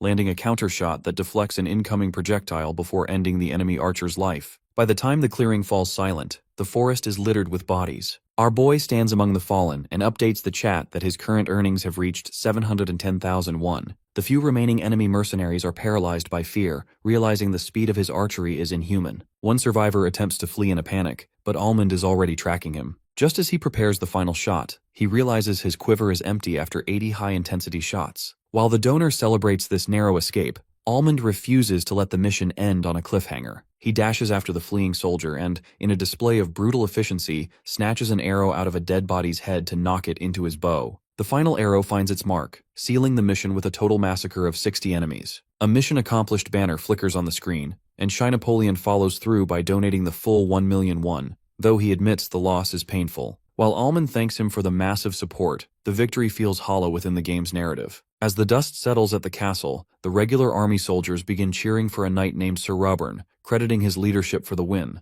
The chat is furious at the injustice, pointing out that Almond did all the heavy lifting while the knights simply watched. Even the usually stoic protagonist looks dejected, noting that killing 100 enemies apparently wasn't enough to get noticed. The tension shifts from the battlefield to the payroll when Captain Roman approaches Almond with a look of deep frustration. He apologizes for the way the knights treat mercenaries, explaining that Sir Robern and his men intend to pay only the basic wage despite the massive contribution of the mercenary units. When Roman tries to protest, Sir Robern overhears him and looks back with a cold, elitist sneer. The knight mocks the very idea of mercenary performance, claiming that while knights fight for their lives, mercenaries only care about protecting their own skin. This blatant insult causes Roman to clench his fist in a silent rage, while Almond stands quietly in the background, observing the blatant disrespect from the commander. Our boy internally acknowledges that this is a common stereotype. He knows it's a total prejudice. Because mercenaries must build trust to survive as a business, they actually have to fight properly from the start. Roman stands there unable to reply at first, but his expression turns serious as he stares up at the knight. He points out that it isn't very honorable to throw away their respect as soon as the war ends, especially since he thought their skills were recognized.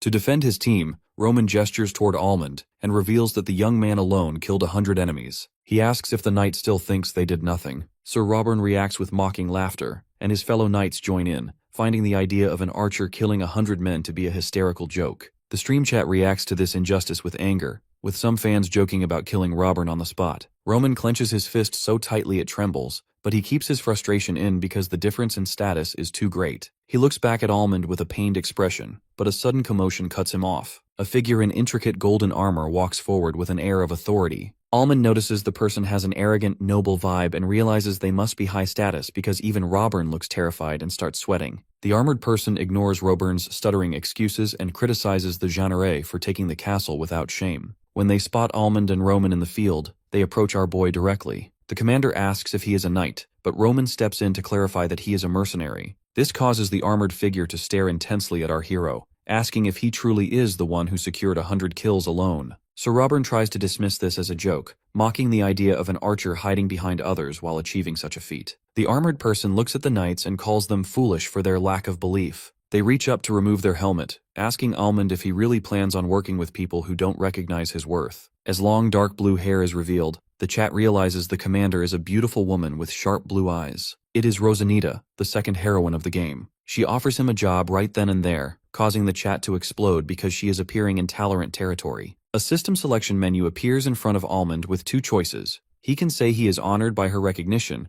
or state that he has already sworn loyalty to another. Our protagonist looks deeply conflicted as he recognizes the effort the developers put into Rosanita's design. While the chat is divided and pressuring him to choose, Almond thinks about his progress with Amelia. He feels an attachment to her since they've been together from the start. Just as Rosanita demands an answer, our guy taps the logout button and ends the stream on a massive cliffhanger. While the fans in the chat are left howling in frustration, the perspective shifts to the real world where Joo-hyuk is meticulously analyzing the channel's growth. He realizes that these manic fans, despite their cursing, are the ones driving the channel's momentum across various communities. His data analysis reveals that while male viewers donate more frequently, female viewers provide the highest total revenue. He starts planning to shift their next project to a game distributed by Funk, but his professional focus is shattered when his father bursts into his room in a fury. The director of Joo-hyuk's former company called his father to report the resignation, and the elder man is embarrassed by the blow to his image. Under the weight of his father's terrifying glare, Joo-hyuk is forced to submit and agree to return to the family business the next morning. Left alone in his room, Joo-hyuk experiences a moment of profound sadness,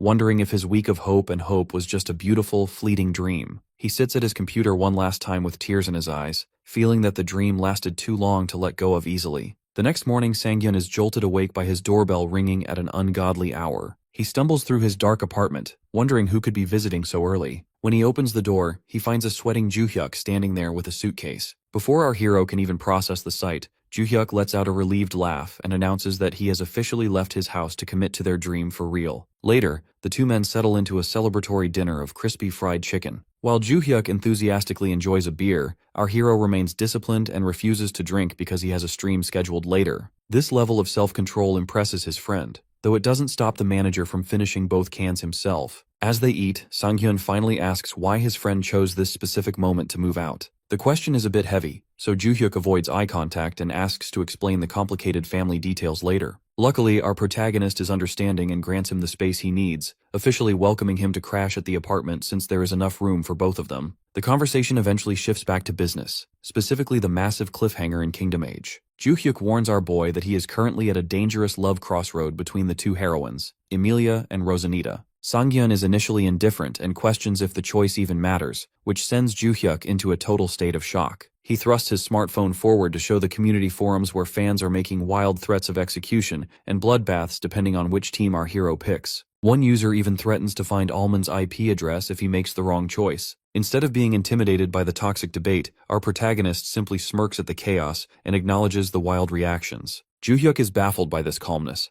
wondering if this is the legendary athlete's mindset. While drinking from a blue can, Sang-hyun raises the concern that Kingdom Age is nearing its end, and they haven't picked a follow-up game yet. He wants to maintain his current momentum while drawing in new viewers with a game that satisfies the existing audience. Joo-hyuk reveals his elite preparation by opening a laptop to showcase a tactical game called Battle Rage. He explains that it is a high-stakes 100-player survival PvP, where the goal is to be the last man standing using various weapons. Since the game requires top-tier aim and split-second decisions, he believes it fits our hero's recent trends perfectly. When Sang-hyun suggests practicing first to learn the unfamiliar gun mechanics, Joo-hyuk shouts in a sudden outburst of disagreement. He argues that the audience doesn't just want good gameplay. They want to see an unrivaled genius who can dominate on day one without any preparation, just like he did with his first archery stream. To prove that Sang-hyun is capable of this, Joo-hyuk asks about his training scores. Our boy reveals that he has been clearing the capsule's built-in agility and direction simulations on the hardest difficulty every day. When Joo-hyuk checks the global rankings for Sang-hyun's optimization code, he freezes in total disbelief. It turns out our hero is ranked number 1 in the world with 12,000 points. This confirms that his talent isn't just limited to archery, but that he is a natural genius across the board. This revelation energizes Joo-hyuk, who cheers excitedly and punches the air before insisting they register for Battle Rage immediately. Back inside the capsule, Sang-hyun prepares to start his stream earlier than usual to test which time slots pull in the most viewers. Joo-hyuk wishes him luck,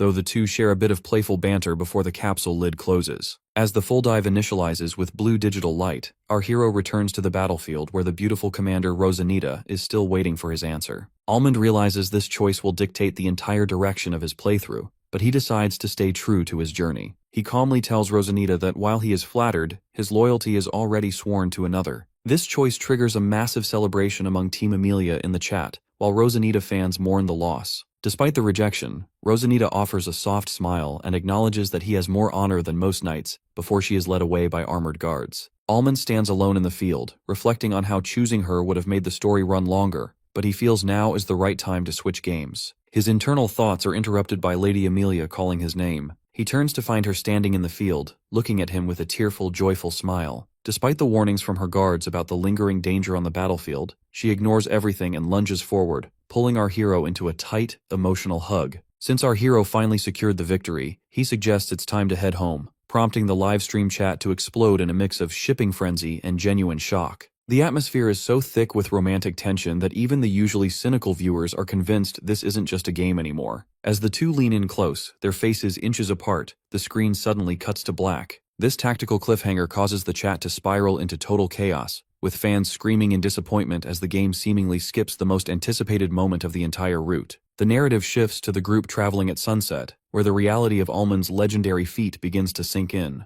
A knight pulls up alongside our protagonist to verify the rumors of his 100-kill streak, calling him truly amazing. While Almond remains modest and credits the frontline mercenaries for the win, Captain Roman can't help but scoff at the knight's sudden change of heart. He points out that they are only acting friendly now because they previously refused to believe his skill. Despite his usual grumpiness, Roman offers a rare, soft-spoken thank you to our boy. He reveals that because of Almond's performance, every mercenary earned enough to relax for 4 months. This display of genuine friendship confuses the longtime viewers, who joke that the real Roman must have been replaced by a demon in a human mask. Upon arriving at Lord Genere's sprawling castle, the tone transitions from a war drama to an awkward family dinner. Emilia introduces Almond as a precious guest, leading him into a big hall to meet her father. Our protagonist is immediately hit with the weight of the situation, realizing he is finally meeting the man who holds his future in his hands. Surprisingly, Lord Genere is far from a judging noble. He welcomes the man of the hour with open arms and a joyful slap on the shoulder. He immediately orders his servants to bring out the food, which heightens our boy's nerves as he worries about the social expectations of a high-ranking household. The comfort is short-lived as a system notification appears, officially triggering a high-stakes dinner minigame. Because mercenaries aren't known for their table manners, the game forces Almond into a frantic rhythm-based event to avoid embarrassment. He finds himself staring at a water bowl and matching hand-washing symbols as notes fly across the screen.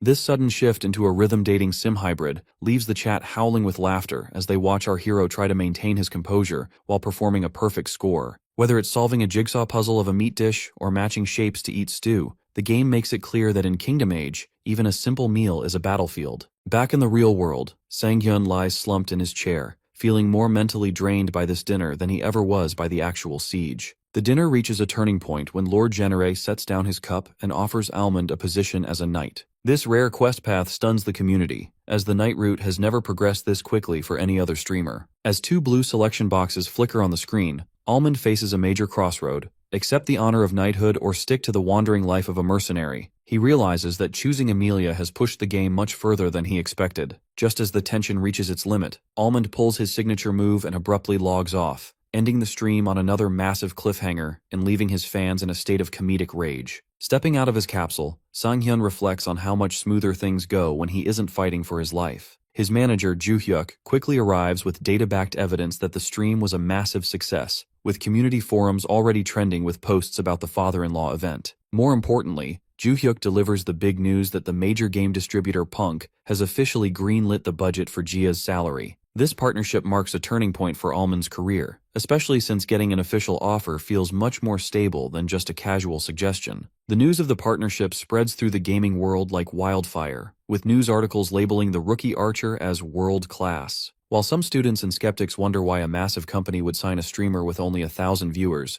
others point out that Almond essentially revived Kingdom Age single-handedly. Punk is currently trying to aggressively counter its competitors by focusing on exclusive marketing and partnered programs, making our hero a vital asset. As the community debates whether he should abandon his current game for bigger titles, the anticipation builds for his next move. After a series of formal meetings and contract signings, the moment finally arrives for Allman to launch his first official broadcast under the Punk banner. The chat room is packed with fans who have been waiting through the static, curious about his next move. The screen flashes blue, and after a bold graphic intro, Allman appears with his signature friendly smile. He introduces himself with a newfound sense of authority, ready to transition from a rookie archer to a professional representative of the gaming world. Yu Sang-hyun launches a formal video announcement to introduce his new AllTube channel. He starts by offering a friendly greeting and expresses his deep gratitude to the fans, noting that their support is the only reason he secured such a major deal. While viewers and office workers across the city react with shock to the news of a rookie landing a corporate giant like Punk,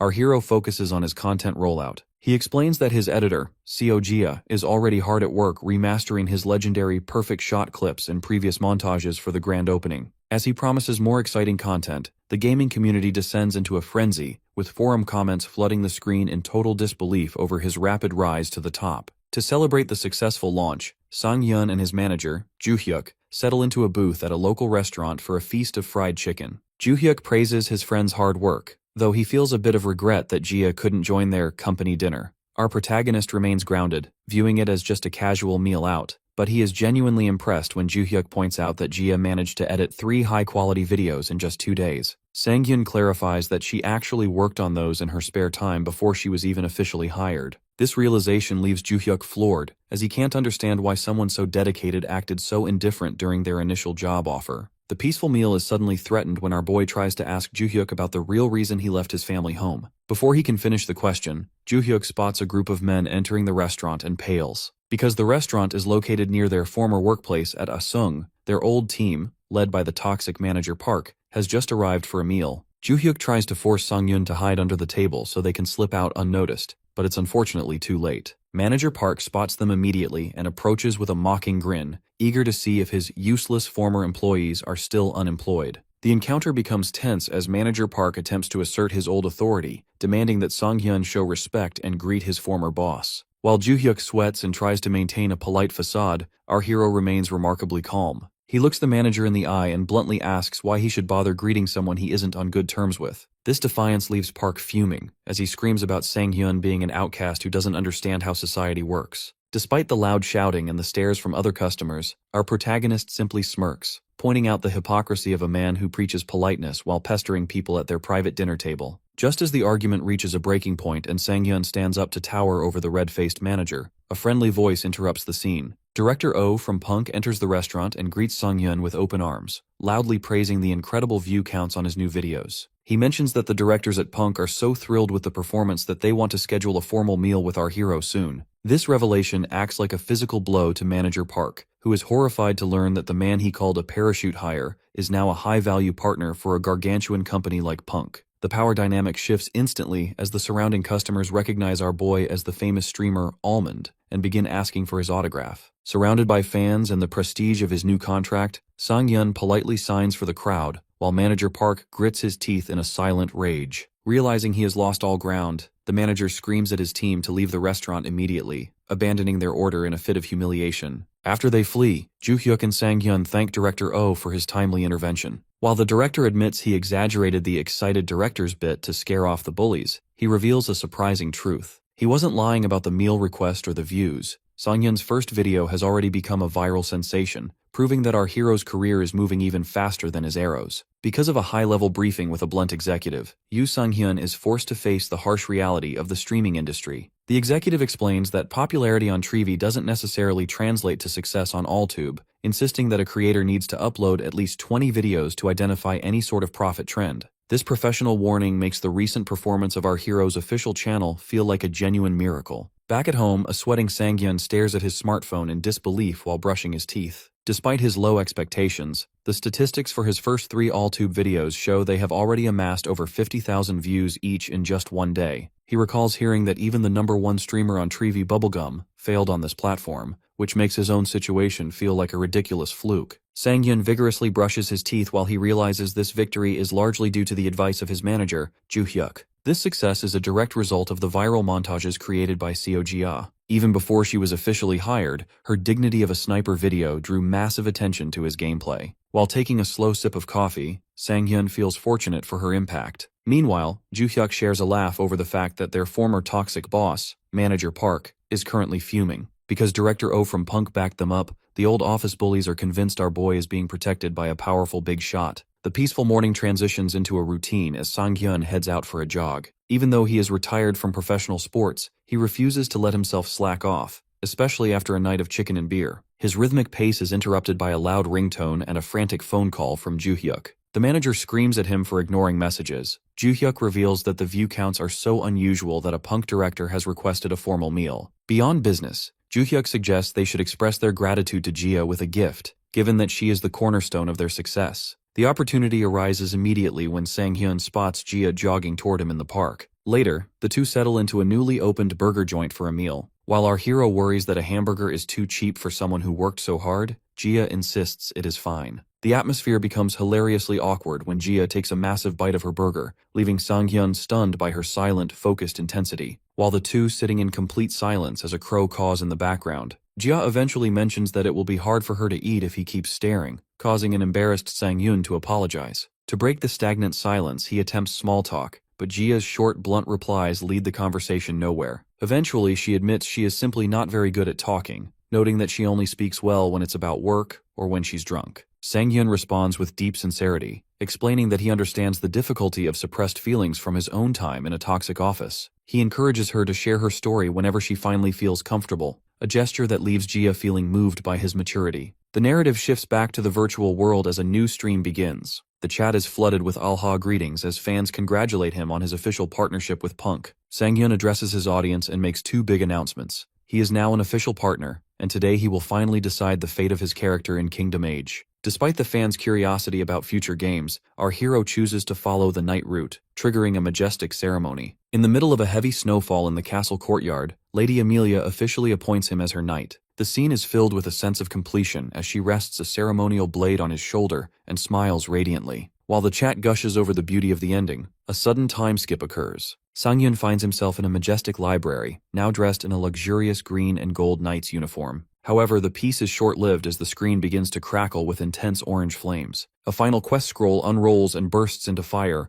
revealing a message that sends a surge of digital energy through our protagonist's body. Because he has claimed his title, he must now face one final trial to prove his worth as a knight, marking the beginning of the end for his journey in this world. This causes a bit of confusion since he assumed the title was already his. Before he can even process the notification, a servant boy bursts through his doors in a total panic. Because our hero isn't even dressed yet, the servant begins frantically gesturing and screaming that he'll be late for a competition. Almond has no idea what he's talking about, leading the servant to jokingly ask if he smoked opium the day before. The stream chat finds this hilarious, but the situation turns serious as the servant begins physically checking our boy to determine the legitimacy of his title. Luckily, they run into Lady Amelia. The servant is terrified that she heard him complaining, but she ignores the help and leans in to kiss Almond. This sudden reward shocks both the hero and his viewers, though our protagonist eventually justifies it by noting their relationship has naturally progressed to this point. Emilia looks him in the eye and warns him that if he fails this competition, their future together is at risk. Because she has complete faith in him, they head to a massive stone arena nearby where a crowd is already waiting. Unfortunately, a mocking noble named Count Alberto is there to greet them. He sneers at the Genere family for taking in a commoner and questions the validity of a knight without noble lineage. The stream chat immediately recognizes him as a recurring villain from other game routes and expresses a collective desire to see him defeated. When Alberto dismisses Almond's past achievements as unproven rumors, Emilia tries to defend him by bringing up the fall of Talorant. This only makes the Count more aggressive, leading him to scream at her for insulting a high-ranking noble in front of a nobody. Almond decides to step in and reassure Emilia, telling her not to worry. He stands tall and reveals that he was actually the one who suggested this competition to prove himself. As he enters the dusty arena, the crowd erupts into chants of his name. Count Alberto mocks him one last time, asking about the rules of the match before revealing the true challenge. He claims a true knight should be able to face a troll alone and releases a massive, muscular monster from behind iron gates. The spectators are terrified because trolls are notorious for their ability to regenerate, meaning a bow shouldn't be effective against them. The chat even suggests he might need a mace or a slicing weapon to deal enough damage. While the nobles suddenly vanish from their box to seek safety, Almond remains alone in the arena with the beast. He notices the troll isn't attacking immediately, so he takes the opportunity to draw an arrow. Despite the chat's skepticism, he fires a single shot that pierces the monster's chest. This creates a massive explosion of blood that leaves the entire stadium in silence. Because he used a perfect shot, the troll dies instantly, bypassing the regeneration mechanic entirely. Count Alberto is so stunned he can only stare with his mouth open, while the chat laughs at how our hero's basic attack is essentially an ultimate move. This victory secures his honor, and the scene transitions to a grand wedding ceremony where a blushing Amelia celebrates their union in a bridal gown. As the credits roll, Sang-hyun reflects on how this first virtual reality game has changed his life over the span of just 1 week. Back in his dark gaming capsule, he acknowledges that Kingdom Age is truly over and decides it's time to move on. His fans are already suggesting new games, specifically PvP titles where he would have to face real people instead of AI. Our protagonist feels a surge of pressure because he knows human opponents won't go easy on a newbie, and his reputation as a genius could easily be destroyed if he fails. However, he refuses to stay still out of fear. He looks into the camera with a confident grin and announces that his next challenge will be Battle Large. Before starting the next phase of his career, Yoo Sang-hyun sits down for a meal with his manager, Joo-hyuk. They sit at a kitchen table surrounded by a holographic projector and fried chicken, where Joo-hyuk expresses deep concern about the transition. He worries that fans of Kingdom Age will abandon the stream once the game changes, but Sang-hyun takes a sip of his soda and remains calm. Our boy explains that losing half of his viewers is a standard risk for variety streamers, but it is a necessary move because audiences eventually lose interest in creators who don't show growth. The reality of this shift hits home back in the present as the stream continues. Sang-hyun smiles for the camera, yet internally he feels a sharp sting as his viewer count rapidly drops from 2,000 to just over 1,100. He manages to stay positive by telling himself this was expected, especially since he still has to wait for Battle Large to finish downloading. The chat is filled with shock that he is a complete beginner who hasn't even pre-installed the game, leading to a flurry of messages about how rare it is to see a total newbie in such a realistic title. During the wait, a donor named Affogato gives him a heads up that Battle Large is grounded in the real world and is quite different from Kingdom Age. This information makes Sang-hyun reflect on his experience with the real Olympic simulation, which makes him more excited than nervous. Once the system confirms the download is complete, our protagonist enters the game. He is immediately transported into a military helicopter flying through a cloudy sunset, surrounded by the deafening roar of rotor blades. Inside the aircraft, a tactical soldier yells for the group to prepare for the drop. Sang-hyun looks down at his black combat boots and realizes his legs are shaking violently from the realism of the height. While the aerial view of the town below is breathtaking, the sheer drop is terrifying. When the soldier screams at him to jump, our hero hesitates, prompting the chat to mock his fear. Eventually, he is forced out into the sky, tumbling in a total panic while other players shout with excitement. Because he only watched a tutorial video and didn't expect the physical sensation to be this intense, Sang-hyun grapples with his parachute cords as he plummets. Luckily, the chute opens automatically, allowing him to catch his breath, though he quickly realizes he is falling too fast. He hits the ground with a massive dust cloud and a pained groan, rolling across the sand. The viewers laugh at his clumsy landing, but the peaceful moment is short-lived as the camera reveals a ruined city where players are already engaged in brutal fistfights. Two nearby players spot his awkward arrival and immediately target him, shouting that a noob has landed. Sang-hyun scrambles away on all fours in terror, wondering if his low level is visible to everyone. The chat clarifies that his landing gave him away, so he kicks open the door of a nearby white building to find a weapon. While panting inside, his eyes widen as he spots a compound bow sitting on a dusty table. Our protagonist recalls using these for fun during his days as a professional athlete, and feels a surge of confidence as his fingers grip the handle. Suddenly, a heavy sound from the outdoor stairs alerts him that his pursuers are moving to the second floor. A trio of players enters the hallway above, assuming Sang-hyun is still hiding on the first floor without any gear. Just as they begin to move through the hallway, an arrow pierces the leader's chest. The system announces the elimination, leaving the remaining two players in total shock. They realize their teammate was killed by a bow and attempt to retaliate, but our hero is too fast. Sang-hyun draws back again and fires an arrow that strikes the second player directly in the eye, triggering a double kill. The third player decides to run away rather than face the sniper, leading to a debate in the chat about whether to give chase. Because the group was teaming in a solo match, Sang-hyun decides to hunt him down. The last man comes from behind, who desperately tries to use a bow he found to defend himself. Our guy fires a point-blank shot to secure the triple kill, noting that the enemy likely thought copying his weapon would save them. The chat explodes with laughter and praise for the way he dismantled the team, though some veterans point out that his opponents were likely low-level due to his own fresh matchmaking rank. Sang-hyun smiles at the interface and prepares to start farming with more confidence, but a jagged vibrating sound interrupts him. A golden notification fills the sky, warning him that the blue zone will shrink in 30 seconds, signaling that the safe area is moving. In a survival game like Battle Large, many players think hiding in one spot is a smart way to wait out the competition. However, the game uses a blue zone system to prevent this by shrinking a massive digital dome over the map. Because anyone outside the boundary takes continuous damage and eventually dies, Sang-hyun realizes he's in a bad spot when a system notification warns that the zone will shrink in 30 seconds. He peeks through a window and sees other players running away, which forces him to hurry out into the ruins as well. The terrain is mostly crumbling stone with very few places to hide, so our boy tries to move carefully. The silence is suddenly broken by the roar of a car engine, and he ducks behind a low wall while hoping the driver just passes him by. Unfortunately, a bullet strikes the stone right next to his head,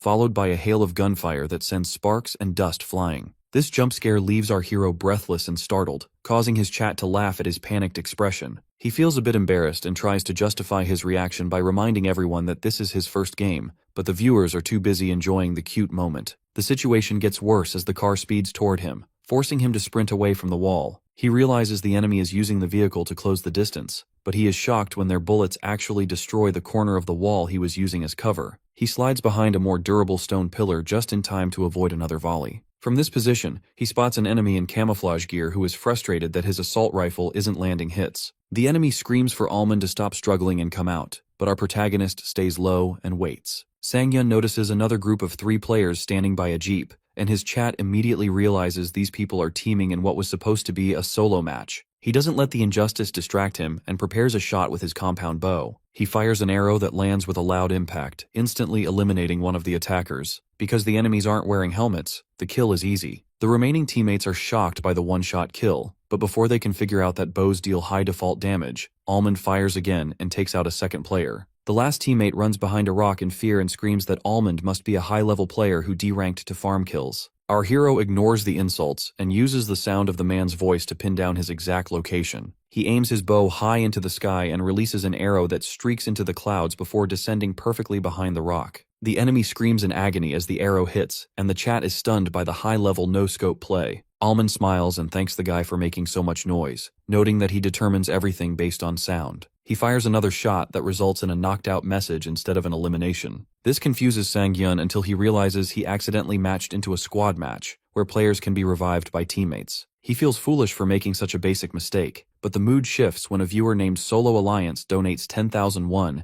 and promises 100,000 more if he wins the match as a solo player. Our protagonist accepts the mission, but he quickly wonders why the enemy was only knocked out if his teammates were dead. Suddenly, a suppressed rifle fires from the shadows, and a bullet hits Sang-hyun. The impact feels incredibly real, throwing him back as blood splatters. He manages to roll across the sand and dive through a hole in a wooden wall to find temporary safety. As he sits panting, he notices his digital heart rate gauge is flashing red. This is a safety feature that forcefully logs players out if their vitals get too high, making him wonder if the game is always this risky or if something is wrong with his own biology. He hears footsteps approaching that his chat claims are silent. By focusing on the noise, he calculates that the enemy is moving slowly but steadily toward the fallen teammates to revive them. Because our hero knows they aren't looking for a fight yet, he waits for the perfect opening. He releases an arrow that hits the medic in the head, securing a double kill and ending the squad. As he exhales a long breath of relief, he notices several donations from new fans who are comparing his talent to a legendary player named Jeonjapa. While the chat debates his skill level, Sang-hyun feels encouraged that he is finally advancing on the path of a major streamer. He walks over to the bodies to see what loot they dropped and finds a black assault rifle with a suppressor and an optic. He stares at the gun reflecting in his eye, contemplating whether he should finally switch from his bow to a modern weapon. The stream interface shows a heavily divided chat, with some fans excited for a gun arc while others argue that a bow is his true identity. Some joke that using a modern weapon is more effective, while others threaten to cancel their support if he doesn't pick up the rifle. Our hero realizes that if he sticks with the bow and manages to win, he will solidify a unique image as a specialist bow streamer, a reputation he wants to carry over from his previous game. He worries that viewers might not be understanding if he loses simply because he refused a superior weapon. Just as the pressure mounts, a bright donation banner flashes from Seo Jia. She offers a 100,000 won mission for him to win using only the bow, which is perfect timing for our protagonist. He feels a bit lucky but also slightly concerned because Jia lives in his neighborhood, and he suspects she isn't financially well off. Despite his hesitation about accepting so much money, he realizes he needs this mission to progress the stream. He presses the accept button on his holographic screen and officially commits to the challenge. To prepare for the trek, Almond loots medicine and canned food, while the chat advises him to find a helmet at a nearby farm. He notes the farm is quite far, so he decides to take a dusty green SUV parked nearby. The SUV speeds across the desert, but the viewers warn him that driving straight into a dense area is a mistake because of the noise. Their prediction comes true almost instantly when a grenade bounces near the car and flips the vehicle in a massive explosion. Our boy lies upside down in the wreck, jokingly wondering if he qualifies for auto insurance,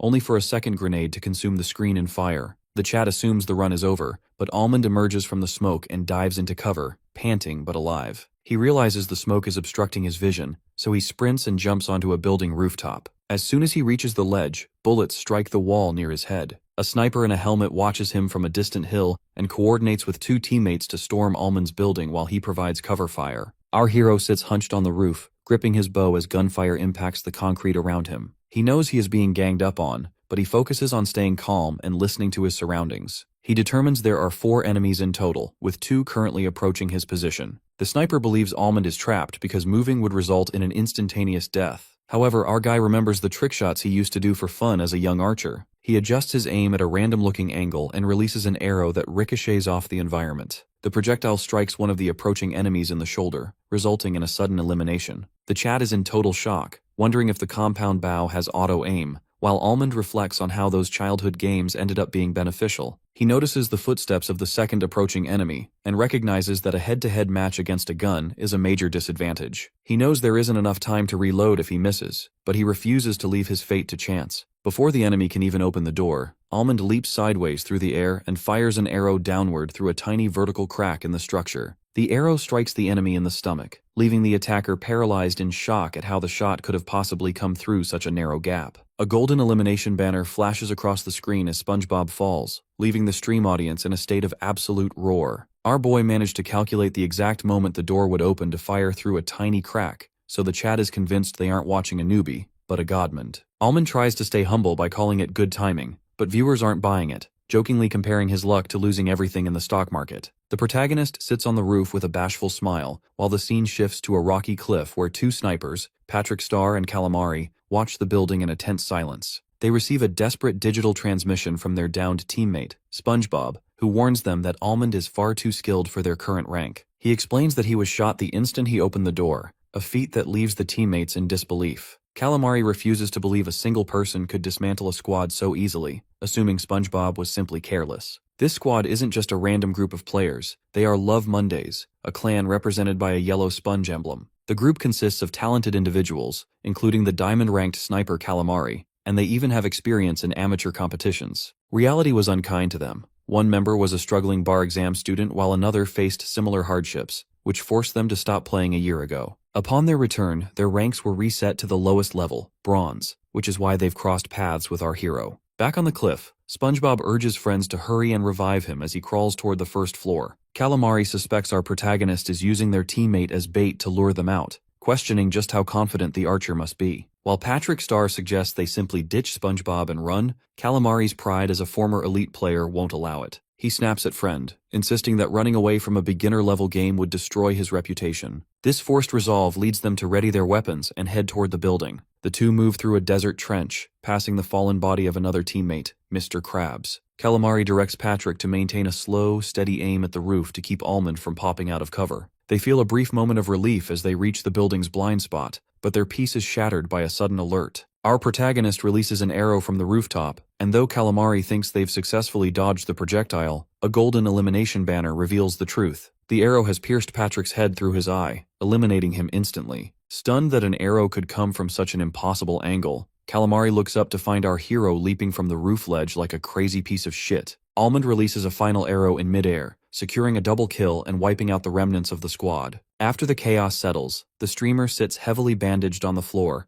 admitting that the jump actually hurt, despite the painkillers. The chat is in an uproar, calling him a crazy son of a bitch and questioning if he inhaled something other than medicine to think of such a risky tactic. While Almond prepares for the final 26 players as the blue zone begins to shrink, the narrative shifts to the real world. A dejected Calamari is shown in his room, slamming his keyboard in a fit of frustration. He uploads a clip of his defeat to the Battle Large community forum, titled, "This Complete Pro I Met in a Bronze-Ranked Game." Because he identifies himself as the former Diamond rank player Calamari, his testimony carries weight, and the community begins to buzz with rumors that the archer is a high-level smurf. The forum post quickly leads investigators to Almond's livestream link. Back in the game, our boy is busy looting a wooden dresser, completely unaware that he is the center of a community-wide manhunt. He notices a sudden spike in his viewer count, which has surged to 1905 people. While he tries to hide a happy twitch of his expression and maintain control, he realizes the tone of the chat has turned aggressive. New viewers are reporting him for smurfing and threatening to end his career, leaving our protagonist staring blankly at the screen in total confusion as the atmosphere of his stream turns weird. Almond initially hopes the attention is good, but quickly spots aggressive messages accusing him of smurfing, the practice of high-ranked players picking on beginners. A forum post goes viral, claiming our hero is a professional gamer hiding behind a fresh account. Although the accusations are based on a misunderstanding of his raw talent, the backlash is immediate, with several viewers reporting the channel and mocking his supposed smurfing days. Our protagonist looks at his holographic stream interface with a startled, sweating expression, wondering if viewers really came from a forum post. Despite the confusion and mockers explaining what a smurf is, he decides to think positively. He figures that if people watch him play, they will eventually see the truth, and he trusts Juhyuk to handle the logistics. Luckily, his focus is pulled back to the game by a system notification warning that the blue zone is shrinking. Sharp gunshots echo through the desert ruins, signaling that fighting is becoming more frequent as players are pushed closer together. Knowing he needs to stay ahead of the boundary, our boy steps firmly onto the sand and begins to move. The chat encourages him to keep using the bow, while the feed flashes with news of 5 players dying instantly. This leaves only 10 people remaining, a fact that surprises our protagonist as he crouches behind a concrete wall. He moves quietly through a building, hoping to run into players whose teammates have already been eliminated. But as he rounds a corner, he suffers a violent collision with another player. This accidental bump leaves him dazed, and his eyes widen as he sees a gun muzzle gleaming with a lens flare right in front of him. The enemy cocks the weapon, and 3 shots explode across the screen. Our hero dives for cover with a pained grunt, immediately taking a dynamic pose to draw an arrow back with intense focus. He hides behind a wall, listening to approaching footsteps. He waits for the perfect moment of overconfidence, and as the attacker rounds the corner, Almond releases his bowstring with a creak. An arrow strikes, hitting the enemy in the head and causing a red flash of impact. The downed player's teammate looks on in shock, shouting that there's a sniper nearby. Almond peeks through a ruined doorway, watching 2 enemies in a trench. Because they took the bait, our boy realizes being solo has its advantages. He stands tall and draws his bow, releasing a shot that slams into an enemy. The hit is so strong that a system alert flashes for equipment damage, causing the enemy to yell in pain about his helmet's durability. The 2 enemies, including a player named Octopus, hunker down in a dirt pit, wondering who would use a bow this late in the game. Just as Octopus complains about the annoyance, a massive sound effect fills the screen as an arrow slams into him from high above. A system notification confirms he is knocked out, leaving his teammate, Baby Octopus, looking up in terror. Before the survivor can figure out the angle of the shot, another arrow streaks through the air. In a matter of seconds, 2 elimination banners appear as Almond wipes out both players. Our hero lowers his bow with a neutral expression, surprised they died so quickly. The chat reacts with awe, joking that physics makes you better at PvP and acknowledging that it isn't the bow that's good, but the man holding it. Suddenly, another player is eliminated elsewhere, leaving only 4 people left in the match. Almond looks to the side, deep in thought, realizing that if the remaining 3 aren't on the same team, he can actually get first place. Unfortunately, the blue zone starts shrinking again, and our protagonist sighs at his bad luck. The chat mocks his unluckiness, while the mission rewards for winning with only a bow and winning a squad match solo are displayed. These high stakes make the donors nervous, with some jokingly praying to every deity to save their 50k won. Almond knows that while the map shrinking helps, snipers still have plenty of places to hide. He runs forward carrying his supplies only to be startled by a voice calling out. He peeks around a corner and sees a group of 3 players standing together. They are the final squad, mocking the fact that only 1 person is left. Our protagonist stays hidden, blushing slightly from the intensity of the 3v1 situation. The chat calls this hell difficulty, noting that this was predictable since he dove into a squad match alone. The enemies check their holographic maps, feeling confident that even the blue zone is on their side.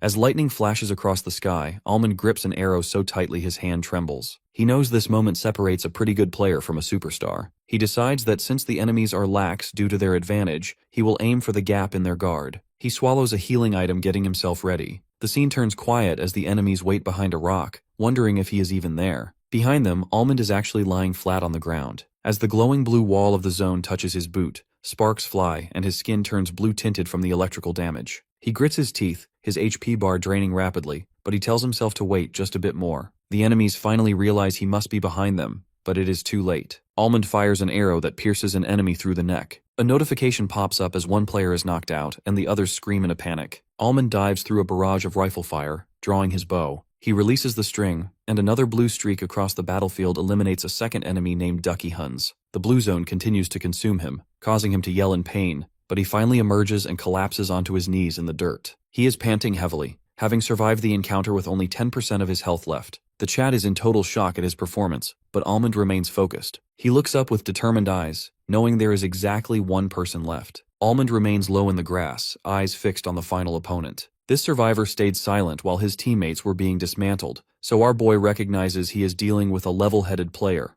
likely the deadly sniper noticed earlier in the kill logs. Luckily, the sniper hasn't fired yet, telling our protagonist that he is currently hidden in a blind spot. As he applies bandages to heal his remaining 10% health, a system notification warns that the blue zone is shrinking again. This forces a change in the field, as the previous knocked-out enemy is seen crawling through the brush. Initially, our hero suspects the enemy is trying to reach a teammate for a revival, but he quickly reevaluates the logic of the situation. He realizes that reviving a partner takes a significant amount of time during a high-stakes finale, so the enemy wouldn't take such a risk when victory is on the line. This leads him to conclude that the movement is actually a trick designed to lure him into the sniper's line of sight. To counter this, Almond lies completely flat in the grass, refusing to give away his position. He begins a slow, methodical crawl, sharp eyes searching for any glint of a scope or a rustle in the distance. Suddenly, an alert flashes in his mind. He has found him. The sniper is positioned on a distant hill, unaware that he is being watched. Our boy knows this is his only chance, but he faces a major technical hurdle.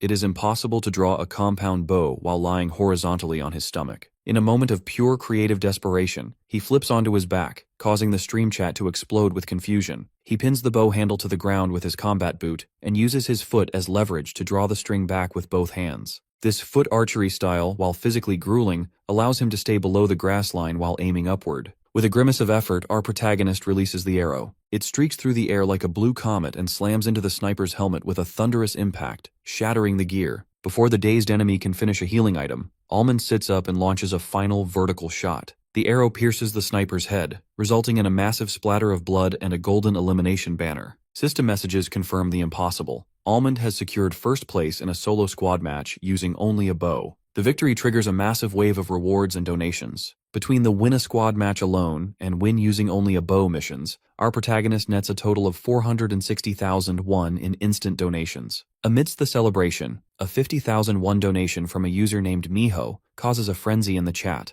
Miho is a famous high-tier streamer known for her celebrity looks, so the audience is stunned when she asks if Almond is looking for a clan. He politely declines, citing his need for more practice as a beginner, which earns him respect for his humility even as the chat calls him a future CEO-level player. After waving goodbye to his fans and ending the stream, Sanghyun logs out to find Joo-hyuk waiting with a phone. His manager is starstruck by Miho's beauty, though they both agree that rejecting the offer was a smart move to avoid getting compared to seasoned professionals too early. Unfortunately, the celebration is cut short by a dark turn on the Battle Large community forums. Almond's raw talent is so far beyond the average player, so he has been hit with a massive wave of smurfing reports from angry veterans. Things go from bad to worse when Sanghyun tries to log in only to find a black screen. His account has been suspended for rank manipulation. Joo-hyuk is initially in a red rage over the injustice, even throwing his laptop in a fit of anger, but he quickly pivots to a strategic mindset. He realizes that this static is actually a golden opportunity to garner more interest. Following his manager's lead, Sanghyun posts a formal announcement explaining the misunderstanding and the lack of response from the game's management. This move pays off immediately as his loyal fans from Kingdom Age begin spreading the word,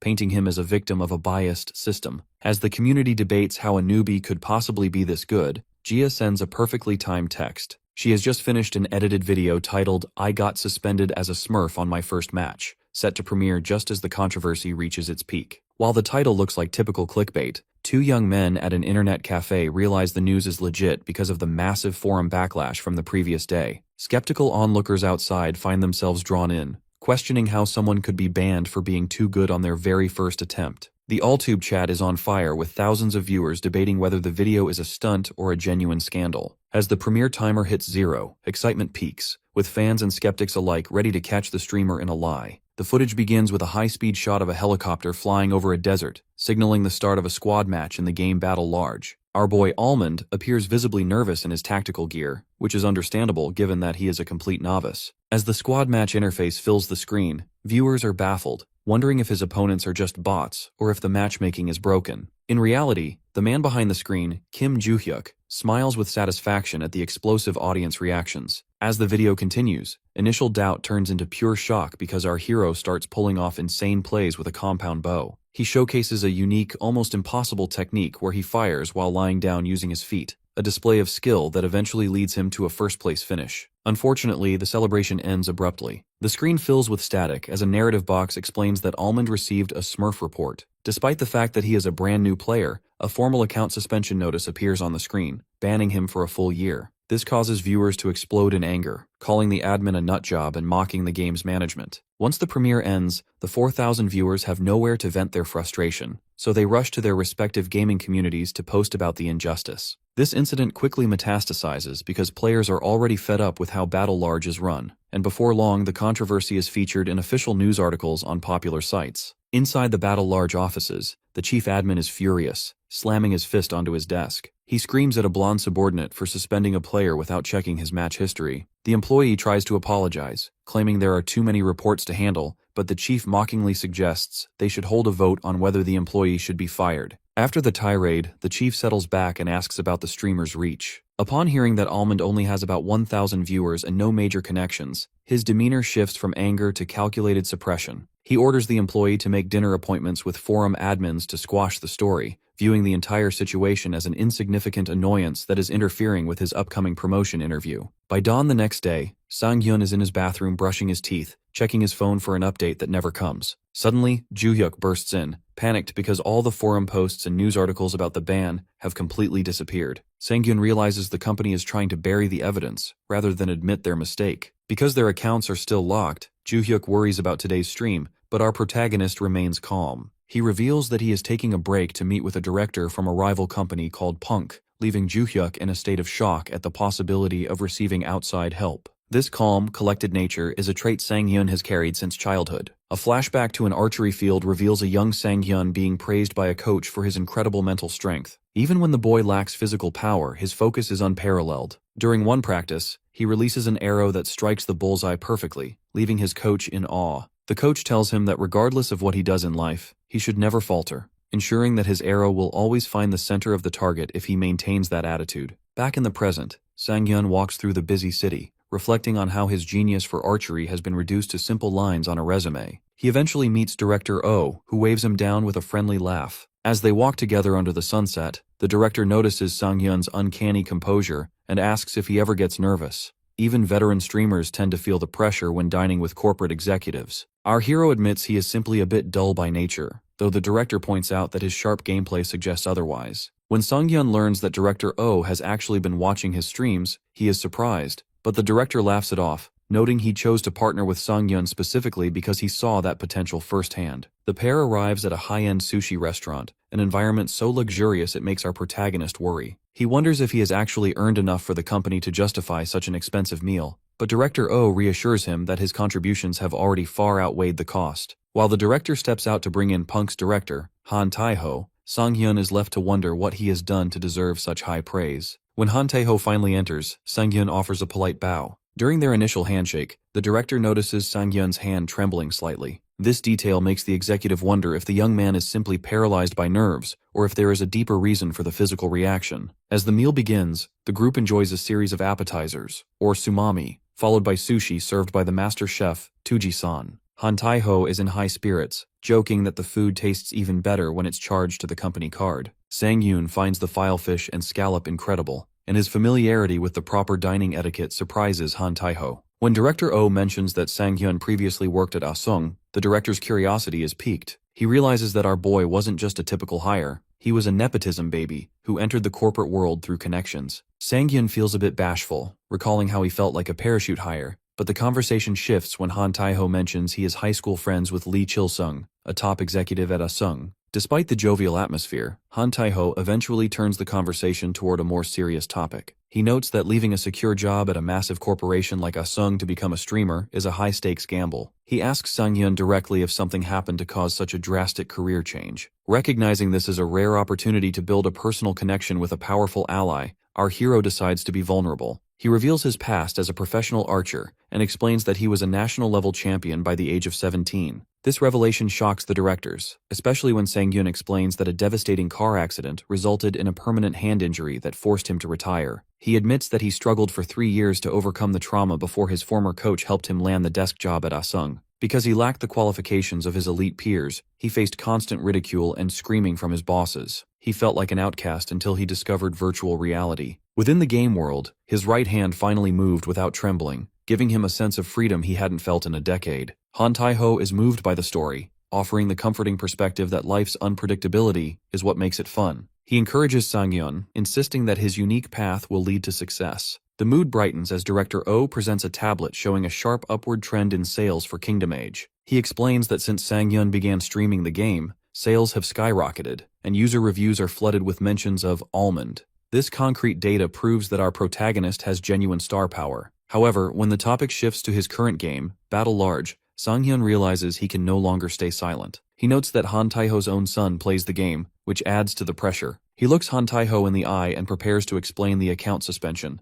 knowing the timing is finally right to admit there is a significant problem. Inside the lobby of the Battle Large headquarters, an admin sprints across the tiles. Breathing heavily because his manager called him so early, he masks his anxiety with a greedy smirk, assuming this urgent meeting is actually about a promotion, which is why he enters the office with such energy. However, his hope vanishes when he sees assistant manager Kim already seated on the sofa. The manager wastes no time on pleasantries, asking if they know where he was that morning. When he reveals he was in the executive director's office, the admin's face breaks into a nervous sweat. The manager looks him in the eye and asks if he knows who Almond is, causing the admin to panic internally. He recalls the news articles about the admin controversy and realizes his attempt to delete all the posts failed. Before he can lie, the manager shouts in rage, demanding an answer. Unfortunately, the situation is much worse than a simple mistake. The manager mocks them, stating that since they are leaving anyway, he won't waste time talking nonsense. The admin pales, asking if this is just disciplinary action, but the manager laughs at his ignorance. He reveals a professional profile on his tablet. Our boy, Yu Sang-hyun, is actually a partnered streamer with Punk. Because Sang-hyun increased Kingdom Age sales by 5 times, the executive director was notified immediately. The manager explains that if Punk cuts off their promotions, the company is finished. He berates them for touching a Punk partner without any proof, calling them too dull to even handle a cover-up properly. He tells them to live honestly from now on and dismisses them to the disciplinary committee. As they leave, the manager is already on the phone, confirming that the Almond case has been moved to Team 2 and the suspension has been cleared. He orders his team to prepare for an advertisement filming with Punk, noting that they need to get rid of all the dirt. Meanwhile, a heated confrontation erupts in the hallway. The admin grabs assistant manager Kim by the collar, screaming that he specifically asked if the streamer had connections. Kim grits his teeth and shouts back, reminding the admin that he was the one who wanted to bury the incident. Their shouting match turns into a physical brawl until security arrives to break them up. The next morning, the mood is much calmer at our protagonist's apartment. Sang-hyun sits eating cereal while Joo-hyuk stands nearby in pajamas, demanding to hear about the dinner with the Punk directors. Our protagonist casually mentions that it went well, and that Director Han even asked for personal archery lessons. This causes Joo-hyuk's mouth to hang open in total shock. He imagines a future where Sang-hyun is so well connected that the director considers him one of his people. While they talk, a sound rings out from the table. It is an official message from the Battle Large admin team. Because of the director's influence, the company has officially apologized for the suspension and offered in-game compensation.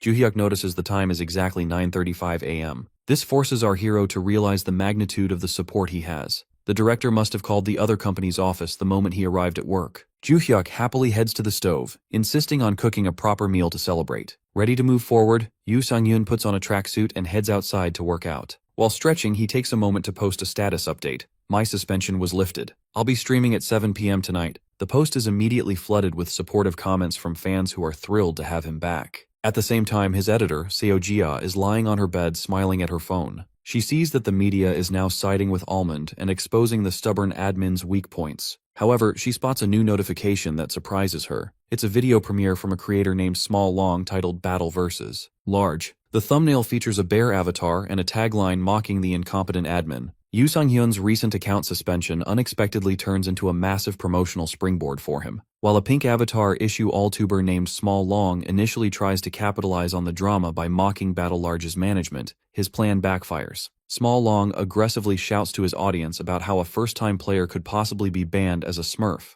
even leaking that a punk director had to personally intervene because Allman's emails were being ignored by low-level staff. However, Small Long's wide-eyed greed over hitting 100,000 views in 3 hours is short-lived. Because he lacks actual footage of our boy's skill, viewers begin to sweat him, flooding the chat with demands to see the actual clips. These casual users do not care about the dogshit management. They are only curious about the player whose talent is so high it breaks the game's reporting system. Back at his apartment, Sang-hyun is stunned to see his all-tube views surging toward 400,000. While his manager Joo-hyuk reacts with explosive excitement and wonders if the numbers are a platform error, our protagonist remains remarkably stoic. He tells Joo-hyuk that while it's great to see a video blow up, the popularity of celebrities is short-lived. He believes he cannot let his emotions fluctuate over a single flame in the wind, reminding himself that mind control is a basic skill for an archer. However, this calm facade is tested the moment he enters his gaming capsule. As the stream begins, the chat moves so fast it makes him dizzy. He is so startled by the sudden influx of 2,000 people before the intro even finishes that he accidentally hits the door and pops out of the capsule. He offers a clumsy excuse to Joo-hyuk about moving inside, but his manager sends a mocking message, laughing at how our hero acted tough just moments before. The reality of his new scale is undeniable. The viewer count quickly climbs to 2,910, and then surges past 3,700. This influx is evidence that the character Almond has successfully crossed over to a diverse public audience that is much larger than the typical streaming niche.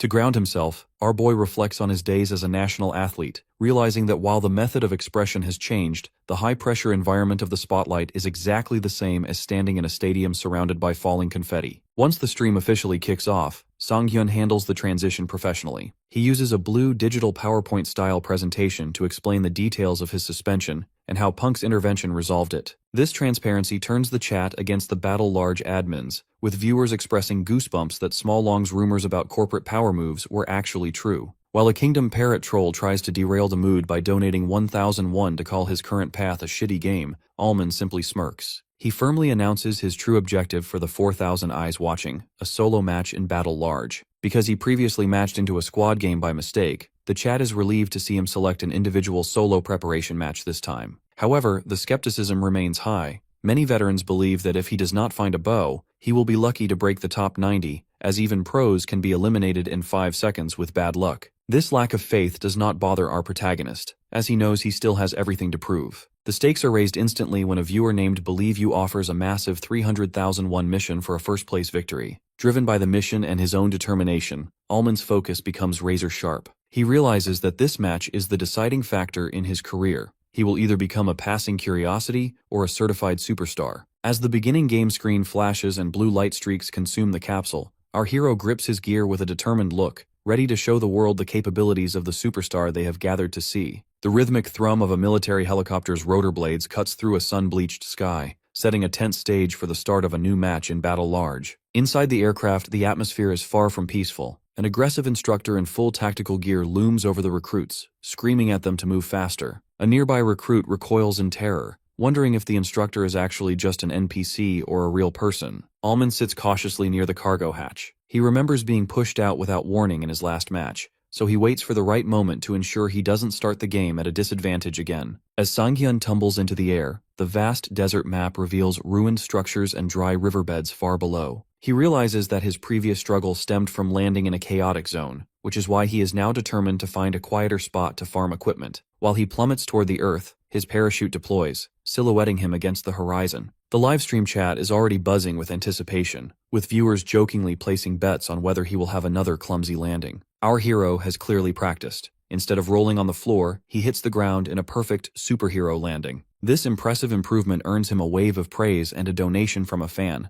signaling that his skills are already evolving. Once on the ground, Sang-hyun heads toward a small, isolated stone building to find his first weapon. The area is deserted, allowing him to loot in peace. His luck continues when he finds a modern compound bow resting on a crate. While the chat teases him for being unlucky enough to find a weapon he actually likes, the playful mood shifts instantly when a faint rustle sounds outside. His senses are heightened, causing our protagonist to spin around immediately. He spots an enemy silhouette approaching and decides to take the initiative. Sang-hyun doesn't just wait for the fight to come to him. He sprints through the building and leaps through a window into the open air. He catches a nearby player completely off guard. The enemy barely has time to process the sight of a man flying through the air with a bow before Sang-hyun releases the string. The arrow streaks through the air and strikes the enemy directly in the head, resulting in an instantaneous elimination. This high-speed play stuns the chat, especially when a donor points out that Sang-hyun judged the target's location based on sound alone. Even his manager Joo-hyuk is watching from the real world, breathless at how much more graceful and composed our boy has become compared to his hectic first match. As the game progresses, Sang-hyun moves with the confidence of someone who knows exactly what will happen next. He spots another player attempting to flee across the desert and aims his bow high into the sky. The arrow drops with terminal velocity, striking the runner dead center in the head. This display of god-tier accuracy causes a divide in the chat.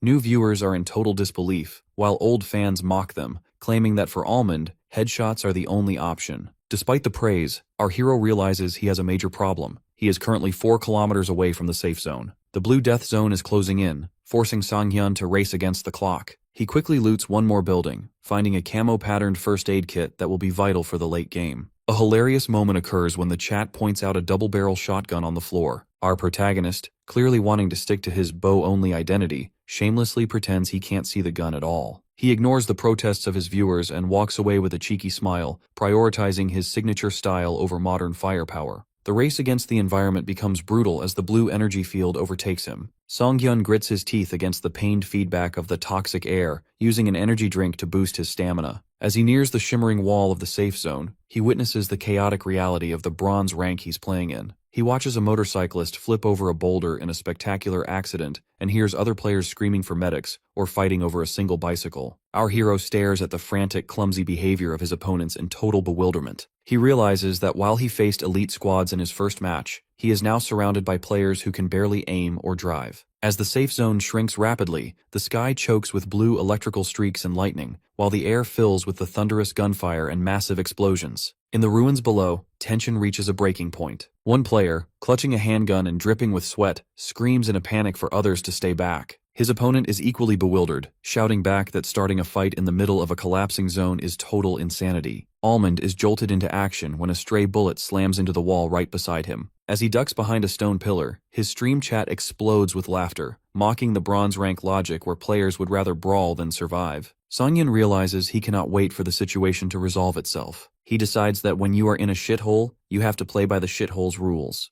Our protagonist readies his compound bow, catching the attention of an enemy sniper. The attacker is stunned that an archer is not only running through open sand, but is actually managing to aim a headshot while mid-sprint. The situation turns dire when the remaining players realize how dangerous Almond is. They stop fighting each other and turn their guns toward him, surrounding our boy in the center of the ruins. While the chat panics over a 4-on-1 standoff in a solo match, Sang-hyun reaches for a fletched arrow and smirks. This high-pressure environment feels surprisingly familiar to him. This sense of familiarity stems from a vivid flashback to his youth at the athletes' village. Because his personality was milder back then, Sang-hyun is often adopted by national-level soccer and basketball seniors. These elite athletes have an extreme way of showing affection, often dragging him into grueling matches during his lunch breaks. Whether he is collapsing on the soccer field or failing to find a three-pointer screen on the basketball court, the young archer is constantly exhausted and overwhelmed. The turning point comes when his seniors realize he is too paralyzed by the number of defenders. One senior athlete screams at him that since there is no one to pass to, he has to feint them. Archery is a sport where there is no one to trick but a judge, so the concept of fooling an enemy is completely foreign to him. His mentors teach him that he does not need to physically outrun his opponents. He just has to create a moment's gap by faking his movements.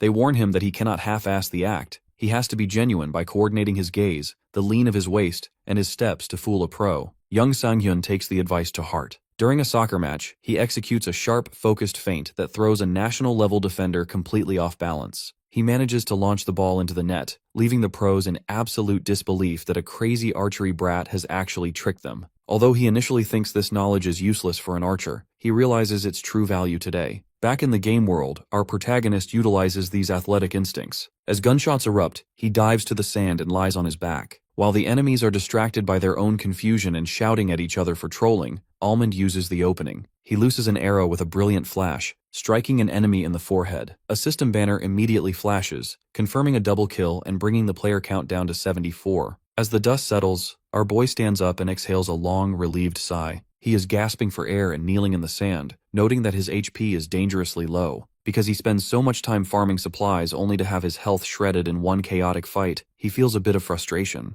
He begins applying a first aid kit, though he grumbles that the game is far from easy. Meanwhile, the perspective shifts to the real world, where Kim Joo-hyuk stares at his laptop in a state of shock. His eyes widen as he sees the live viewer count hit a staggering 5,005. He leaps from his seat, clenching his fist in triumph. Joo-hyuk reflects on his time in the corporate marketing department, realizing that his noise marketing strategy regarding the admin controversy was the perfect double-edged sword. He knows that while the controversy brought them 5,000 new eyes, it is now entirely up to Sang-hyun to maintain that interest. Watching our hero sprint forward on the screen, Joo-hyuk shakes away his anxiety. He knows that if anyone can handle the spotlight as if it were no big deal, it is Sang-hyun. An overhead view of the desolate battle-large desert shows Almond continuing a dominant streak. With a sudden, stylized release of his bow, he lands a perfect headshot on an unsuspecting player. Having already secured 12 kills, his live stream chat is in a state of absolute shock. Our hero ignores the praise and immediately begins rustling through the fallen player's belongings. He finds nothing but basic recovery items and bandages. This lack of high-tier loot leads Almond to complain that a decent helmet is still dodging him, even though he is systematically wiping out the competition. His viewers find this obsession hilarious, pointing out that in such a low-ranked match, most players haven't survived long enough to farm anything useful. When a donor suggests he should look through houses instead of corpses, our boy delivers a cold, logical rebuttal. He decides that because the items in houses are poor, he will simply let other players do the work for him and take their gear by force. This human farming strategy earns him a new nickname from the chat, the Helmet Murderer. Our protagonist announces that he will only target players wearing helmets from now on, promising to let the unprotected ones slide by, at least in theory. The mercy Almond promised is tested almost immediately when he spots movement in the distance. He notices a player who isn't wearing a helmet and prepares to let him go, but the enemy makes the mistake of leveling a gun at him. The player has his finger on the trigger, so our hero reacts with instinctive speed. He looses an arrow that strikes with a massive impact, eliminating the threat instantly. As the enemy collapses, Almond lets out a long sigh, noting that the guy was far too noisy for someone without any head protection. The chat is floored by this cold remark, but Sang-hyun is quickly distracted by his internal logistics. He notices his donation alerts are surging, which prompts him to check his live viewer count. His eyes go wide in total shock when he sees that 5,549 people are currently watching.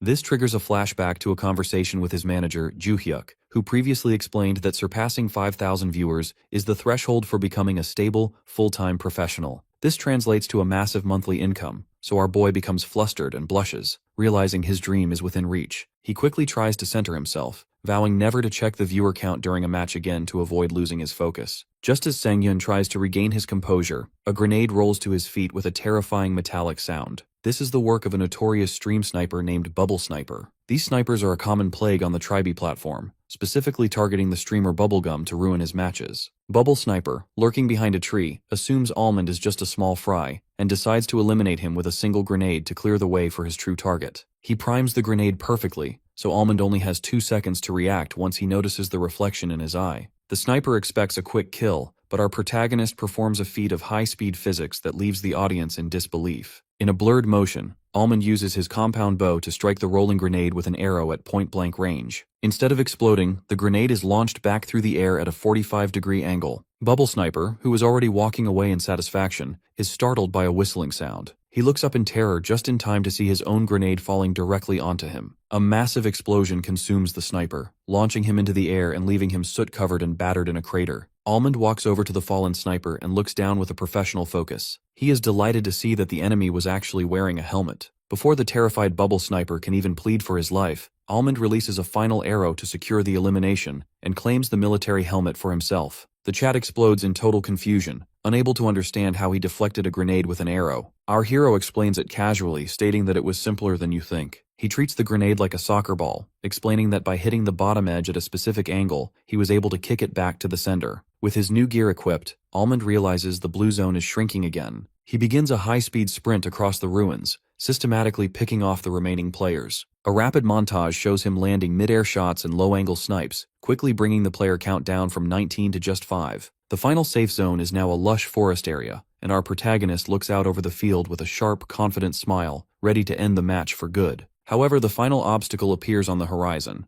the famous streamer Bubblegum is already there, hidden in a ghillie suit and aiming a high-powered sniper rifle directly at the path Almond must take. Despite confident talk about taking first place, viewers mercilessly mock him. Because his historical win rate is a dismal 0.04%, the chat floods with jokes and small donations intended to tease his lack of skill. This skepticism infuriates the streamer, but he tries to stay focused, believing that his high ground position and excellent equipment finally give him a real shot at a chicken dinner. Suddenly, peace shatters when 3 distant players appear in the ruins. Bubblegum fumbles with his sniper scope, realizing that wiping them out puts him in an immediate 1v1 for the win. Chat remains doubtful, predicting he will miss every shot and blame bad luck as usual. However, he manages to prove them wrong for a fleeting second. He squeezes the trigger, and an explosion fills the frame as he lands a perfect one-shot elimination on a red-haired player. Even Bubblegum can't believe he actually hit the target. Emboldened by rare success, Bubblegum tracks the next target, but before he can fire, another player falls face down in the dirt. A golden banner reveals that Almond has secured the kill instead. This shift in luck causes the chat to howl with laughter, noting that the legendary Bubblegum has returned to his usual form of failing to secure the win. Infuriated by the kill steal, Bubblegum scans the ridge and spots a player holding a compound bow.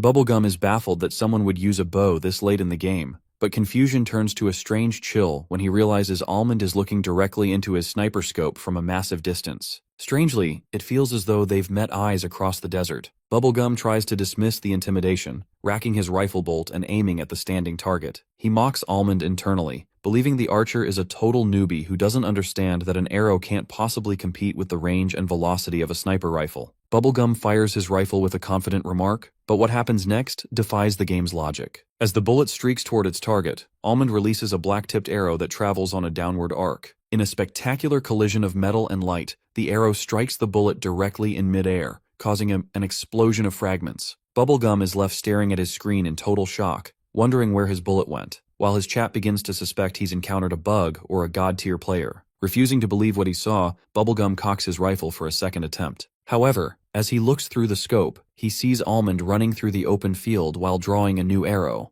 Another explosion fills his view as Almond successfully counters him again. By the third time this happens, the chat realizes this isn't luck. It is pure, terrifying skill. Bubblegum is now visibly trembling, realizing that Almond is neutralizing his superior firepower with nothing but wood and string. Almond suddenly vanishes into the ruins, forcing Bubblegum to scan the windows in a panic. The hunter becomes the hunted when Almond suddenly appears in the scope's crosshairs, aiming his bow directly back at the sniper. Before Bubblegum can react, Almond releases a shot at point-blank range. The arrow shatters the glass of the sniper scope, piercing through and resulting in a splash of blood. Bubblegum is eliminated in third place, leaving him slumped in his gaming chair in the real world, utterly defeated. Despite the loss, Bubblegum is so captivated by the bow guy that he decides to spectate the final match alongside his 50,000 viewers. Back in the game, Almond is seen kneeling in the grass, surrounded by arrows. Our boy casually remarks that because a sniper rifle and a bow have similar firing rates, he figured the counter would work. Viewers are losing their minds over his nuts logic, while Almond explains that he'd rather take control of the fight than leave his life in the opponent's hands. Because of this flashy performance, donations begin to flood the screen, including a massive 300,000 won from a fan. Our protagonist acknowledges the support, but quickly refocuses, knowing there is exactly one person left. He notes that the final opponent is being dangerously quiet, suggesting they are steeled and waiting for the perfect opening. Our hero lies flat on the ground, listening for the faintest rustle of movement. Suddenly, his eyes sharpen as he detects a sound. He springs into a crouch and pivots toward a distant stone wall, drawing his bow. Although the viewers can't see anything,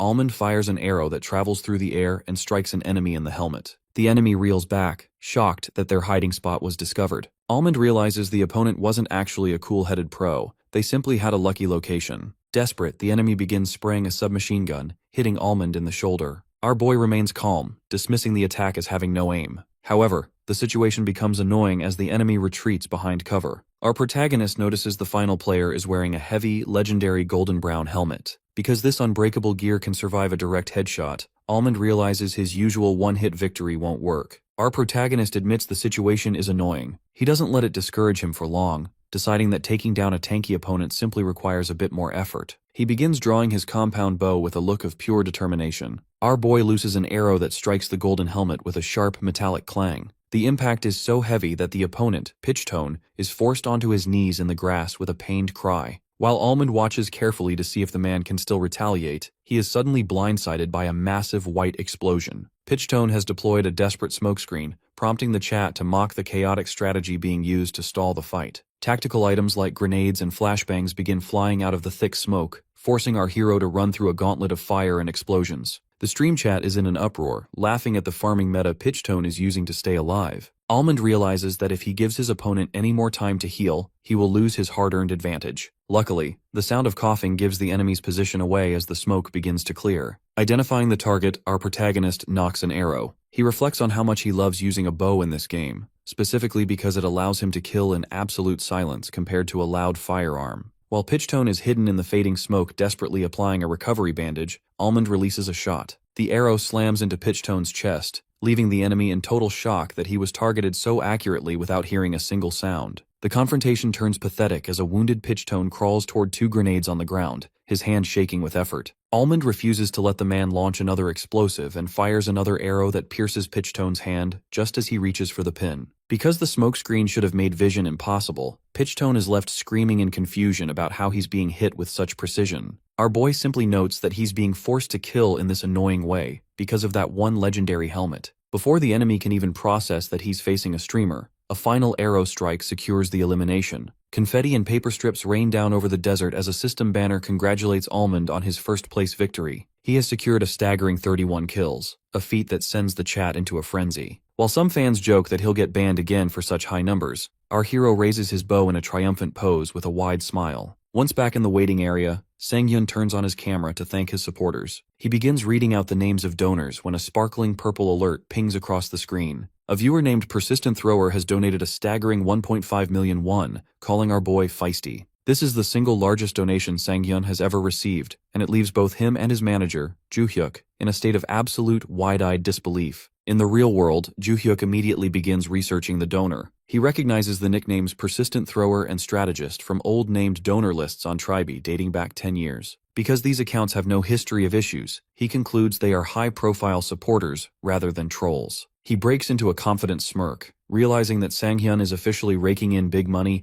and successfully proving their toxic former boss, Manager Park, wrong. Back on the stream, Sang-Hyun feels the pressure to give a proper reaction for such a massive gift. He recalls that his previous reaction for 300,000 won was a somersault, so he decides to up the ante. He finds his compound bow against a wall and tells the audience that his credibility is at stake. He performs 3 rapid, high-speed backflips in midair before firing an arrow into the sky as a final salute. He waves a joyful goodbye to his audience, but the exit goes horribly wrong. Instead of a smooth logout, the screen fades back in to show Almond's character standing in the field with an arrow through his own head. This hilarious offbeat ending sends the chat into fits of laughter, with fans joking about somersault inflation causing the stream to crash. In reality, Sang-Hyun is screaming at Ju-hyuk for failing to cut the feed on time. Ju-hyuk can only laugh and apologize, explaining that he fumbled the controls because Sang-Hyun ended the stream so abruptly. After the adrenaline fades, Sang-Hyun heads for a shower to wash away the exhaustion of the day. As water drips in the bathroom, he reflects on the match. He realizes that even in a bronze rank game,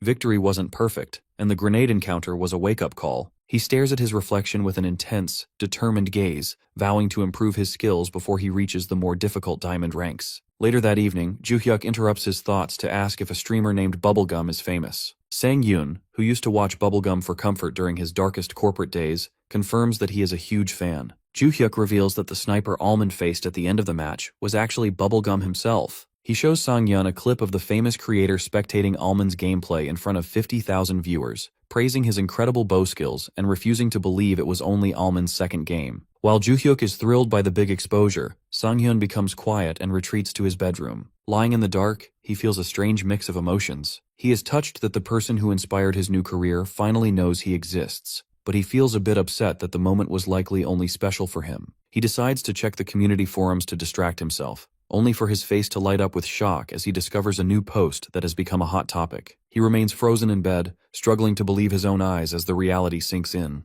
This is no dream. Our boy is officially exploding on the trending section of the Battle 31 community. The top spots are dominated by his own highlights, featuring his plays and the spectacular way he dismantled the stream sniper, Bubble Sniper. The narrative shifts to another room where Seojia is hunched over her computer. Past midnight, she is exhausted, yet her eyes remain fixated on the monitor filled with Almond's gameplay and complex digital sound waves. A loud growl from her stomach reminds her that she hasn't eaten all day, but she remains indifferent. Having faced hardship in the real world, She views physical hunger as just another pain, unlike the joy she feels watching our hero. For her, Almond's stream is a sanctuary where the memory of the bastard who pushed her into a personal hell finally disappears. Driven by pure admiration, Gia works with intense resolve. She sketches detailed storyboards and adds precise sound effects, planning exactly where to use slow motion to highlight Almond's skill. A notification sound startles her. She checks the previous stream's data and is stunned to see a surge in donations. Her eyes widen as she spots a 1.5 million won gift from a user named Persistent Thrower. This causes a brief moment of frantic panic. Gia realizes she has dropped to second place on the donation leaderboards and moves to donate more to reclaim her spot. However, she freezes and stops herself. She realizes that as his official editor, her value comes from her craft, not her money. She sets down an iced coffee and resolves to make a video so cool that even those who saw the live performance will be in shock. After working through the night, Gia falls asleep at her desk just as the sun begins to rise. She sends a final message to Juhyuk at 7:30 a.m., confirming the upload before falling asleep. Shortly after, the notification bell rings out for thousands of subscribers, signaling the premiere of a new video. The AllTube chat is immediately flooded with fans who find the 5-minute wait to be the longest of their lives. Inside the apartment, Juhyuk and Sangyun watch the monitor together. Juhyuk is incredibly excited, noting that the chat is moving so fast it feels like the fans are trying to smash the digital door open. With nearly 1,500 people waiting, Juhyuk moves nervously, wondering if the video will meet the hype. Our protagonist, however, remains calm. When Juhyuk asks how he can be so stoic, Sangyun simply notices that the video has finally started. The video opens with piano music and artistic visuals, which surprises our hero. He realizes that while the music is soft, it creates a strange, lively harmony with his gameplay movements. Sangyun can feel the high quality of the directing. Gia has adjusted the tension, making the content accessible even to those who aren't gamers. The highlight reel reaches the 4 vs 1 defense sequence. Seeing it from a third-person perspective, our boy realizes how foolish his enemies looked while yelling in panic. The chat erupts with laughter, and Sang-hyun notices that the vibe feels more intimate and familiar than the chaotic livestream. The excitement peaks when the video transitions to the Steam Sniper encounter. Gia introduces Steam Sniper with a stylized banner and uses creative subtitles to present the choice: Run Away versus Kick It. The video slows down as it focuses on Almond's eyes, capturing the moment he deflects the grenade with an arrow. The massive red and yellow explosion on screen is met with a wall of wow from the viewers. The video concludes with a teaser for the final confrontation. Next up is Bubblegum. Sang-hyun watches with interest, wondering if his clash with the streamer will have more impact on AllTube than it did on the live forums. The answer comes instantly as the chat is flooded with OMG and holy shit comments. Juhyuk grabs Sang-hyun's shoulder in an ecstatic grip, showing him that Bubblegum's official forum is now completely filled with threads about Almond. The video is an undeniable success. As the scene transitions, we see Park Sung-tae sitting in his living room, watching the television in awe. He stares at the screen, captivated by the face of the newcomer who has just taken the internet by storm, wondering who this mysterious archer really is. The world of veteran streaming is defined by relentless consistency. Bubblegum streams for over a decade without a single break outside of fixed holidays, frequently crossing paths with other creators during his marathon sessions. His manager of 5 years, Park Sung-tae, usually views these encounters as routine, yet he finds himself deeply unsettled by the newcomer, Almond. While Sung-tae acknowledges that viral moments are the unpredictable charm of the industry, he is genuinely shocked after researching Yoo Sang-yoon's background. Our boy has only been playing virtual reality games for 3 weeks, so the fact that he performed world-class maneuvers in only his second match of Battle Large seems statistically impossible. Park Sung-tae watches a replay of the match where the archer deflected a bullet with an arrow, noting the extreme skepticism in the viewer chat. Many fans suspect the footage was faked with CG, or that Bubblegum was in on a staged performance. However, Sung-tae dismisses these conspiracy theories. He knows that tricking an audience with editing is impossible when the raw replay exists on Tribe, and a 10-year veteran like Bubblegum would never risk his reputation on a cheap setup. Despite seeing the feat with his own eyes, the manager is left scratching his head, wondering how such a massive gap in ability can exist. Driven by an epiphany, he decides they need a collaboration that will captivate the audience, eventually settling on a bold new project. Meanwhile, the digital community is buzzing with clips of Bubblegum's shocked reaction to being sniped. Back at the apartment, Sang-hyun is floored to see that his name is being discussed alongside a Tier 1 celebrity. He used to watch the veteran for comfort during his own difficult days, so our protagonist feels a deep sense of respect for him. His manager Juhyuk is equally fascinated, pointing out that a creator who maintains 50,000 viewers is a true celebrity. While Juhyuk is jealous of the income, our boy defends Bubblegum's character, explaining that the streamer lives a frugal life to support his 2 children. This admiration stems from Sang-hyun's understanding of Bubblegum's history. Although he is currently a titan on the platform, he wasn't always popular. He lacked a natural sense of humor and top-tier gaming skills, so the veteran survived the market through pure tenacity and a sense of responsibility. This earnestness reminds our hero of an older friend from his childhood who was always a reliable presence at the playground. Because of this nostalgic connection, Sang-hyun respects the man's drive,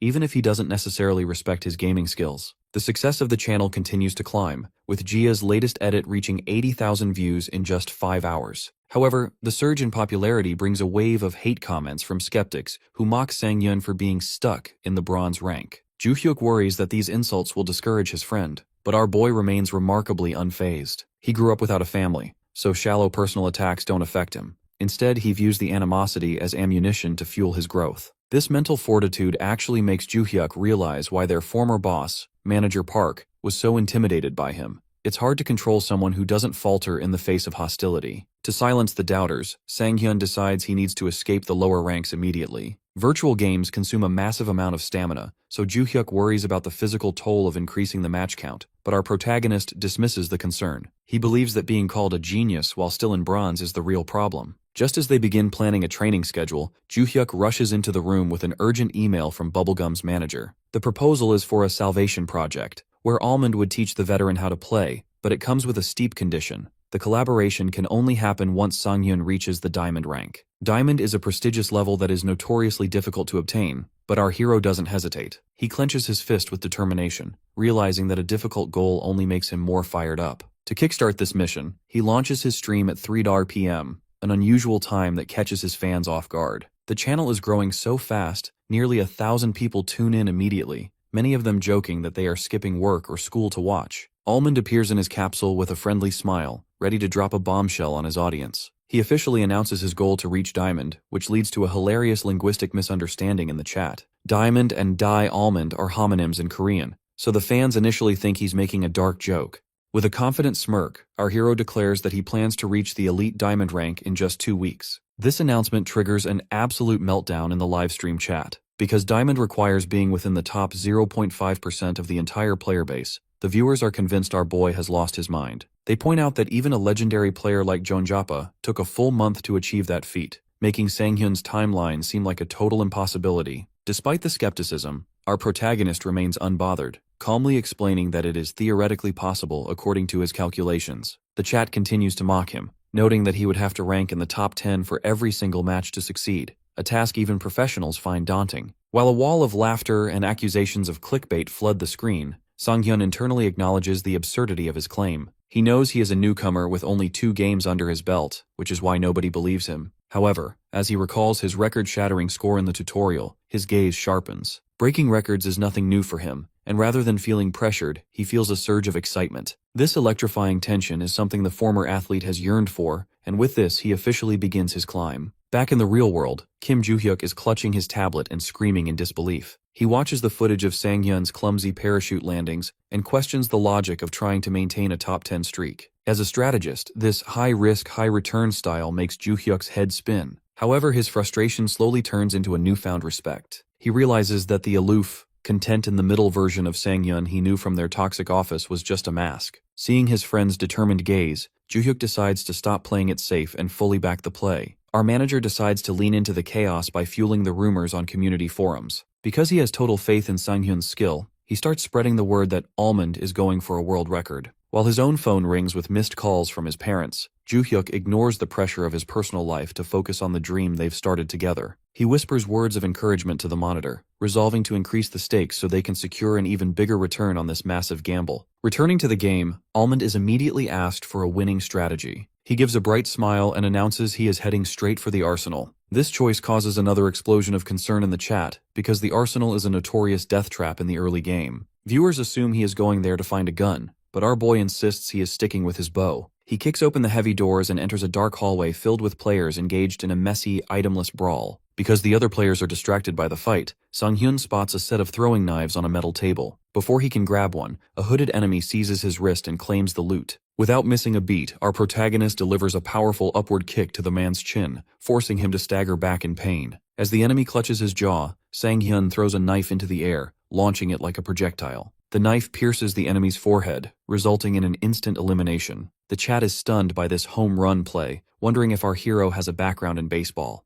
A flashback reveals that back in the athlete's village, a senior baseball player used to drag young Sang-hyun out to practice pitching. Even though he was an archer, the genius's throw he developed back then is now paying off. A viewer donates 5,001, correctly guessing that Sang-hyun chose the arsenal because skilled players have a massive advantage when nobody has found proper equipment yet. Almond confirms this, stating his goal is to eliminate as many players as possible before they can arm themselves. The carnage continues as our hero senses an enemy cocking a shotgun nearby. He dives sideways to dodge the blast and lunges forward to eliminate the attacker at close range. After clearing the stone corridors of threats, Almond finds himself standing before a massive pile of high-tier rifles and pistols. Instead of equipping the weapons, he grabs a fuel can and begins drenching the guns in gasoline. With a casual remark about the fuel's intended use, he tosses a lit bottle onto the pile, incinerating the entire stock. The chat goes wild at this evil display of scorched earth tactics. By destroying the guns, Almond ensures that even if he can't use them, no one else will be able to challenge his bow later in the match. With the arsenal completely cleared out, our protagonist revs up a motorcycle and speeds into the desert ruins. A massive explosion silhouettes him as he moves toward the next area, having turned the most competitive zone into a graveyard.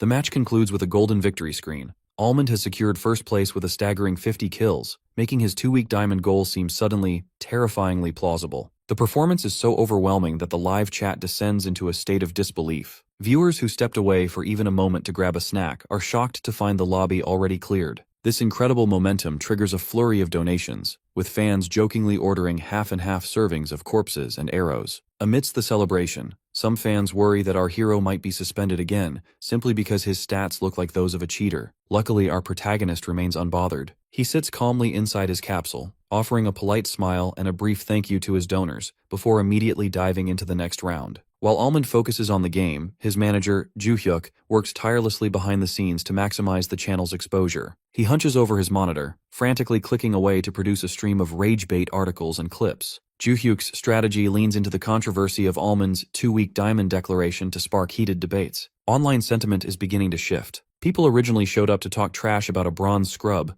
but they are staying because the actual footage shows a level of dominance that is impossible to ignore. Joo-hyuk watches the rising metrics with a mix of sweat and nervous excitement, realizing he is essentially raising the bet in a high-stakes game of poker. He knows that if Almond succeeds, it will be a legendary victory. If he fails, the backlash from the haters will be catastrophic. Back in the virtual world, a new match begins with the deafening roar of a helicopter. Players plummet toward a ruined desert town, but Almond executes a perfect landing while others struggle with their parachutes. Our hero observes several players heading toward the first floor of a landmark known as the Arsenal. Since this area is famous for rare tactical gear, it becomes an immediate bloodbath. Our protagonist isn't interested in the high-tier guns everyone else is fighting over. He lands gracefully on a rooftop, clutching only a tactical knife, and prepares to intercept the scavengers before they can even arm themselves. The first victim, an enemy in a camo jacket, is distracted by a rusty door and never sees Almond coming. Almond lands gracefully and delivers a mid-air slash across the man's chest. The blade is dull, so the enemy doesn't die instantly, but the injuries are enough to leave him coughing and paralyzed on the floor. When a second player spots the scene and tries to flee in terror,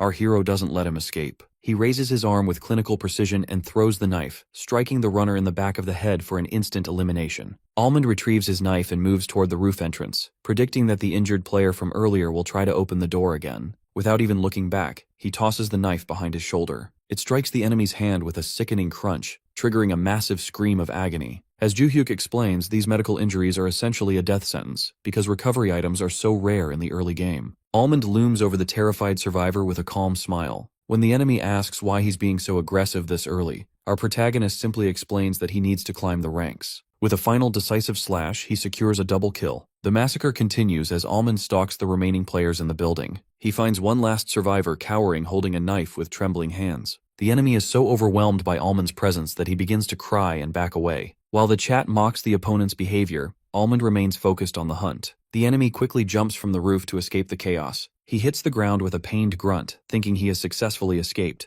Almond is right behind him. Our hero leaps from the roof above, using his own body weight to crush the player upon landing. Since the enemy's body absorbed the shock of the fall, Almond takes 0 damage and finishes the kill with a quick strike. With the immediate area cleared, our hero notices a motorcycle parked nearby. He revs the engine and speeds back toward the interior of the arsenal, where several players are discussing a plan to head to the basement. Inside the building, the players are startled by the coming threat. They are stunned to see a motorcycle flying through the air toward them. Despite the chat's warnings that he's too late to stop them from farming, Almond smirks and insists it doesn't matter. He launches the bike off a ledge, soaring over the crates, and delivers a high-speed knife strike in mid-air. The enemy is eliminated before his feet even touch the ground. Almond lands the bike and looks forward with a confident smile as the chat erupts in praise. Our boy walks past his parked motorcycle toward a fresh pile of green loot crates. Having dismantled the previous owners, he is eager to see what they left behind. Luck is finally on his side as he discovers a high-end black compound bow, a grenade,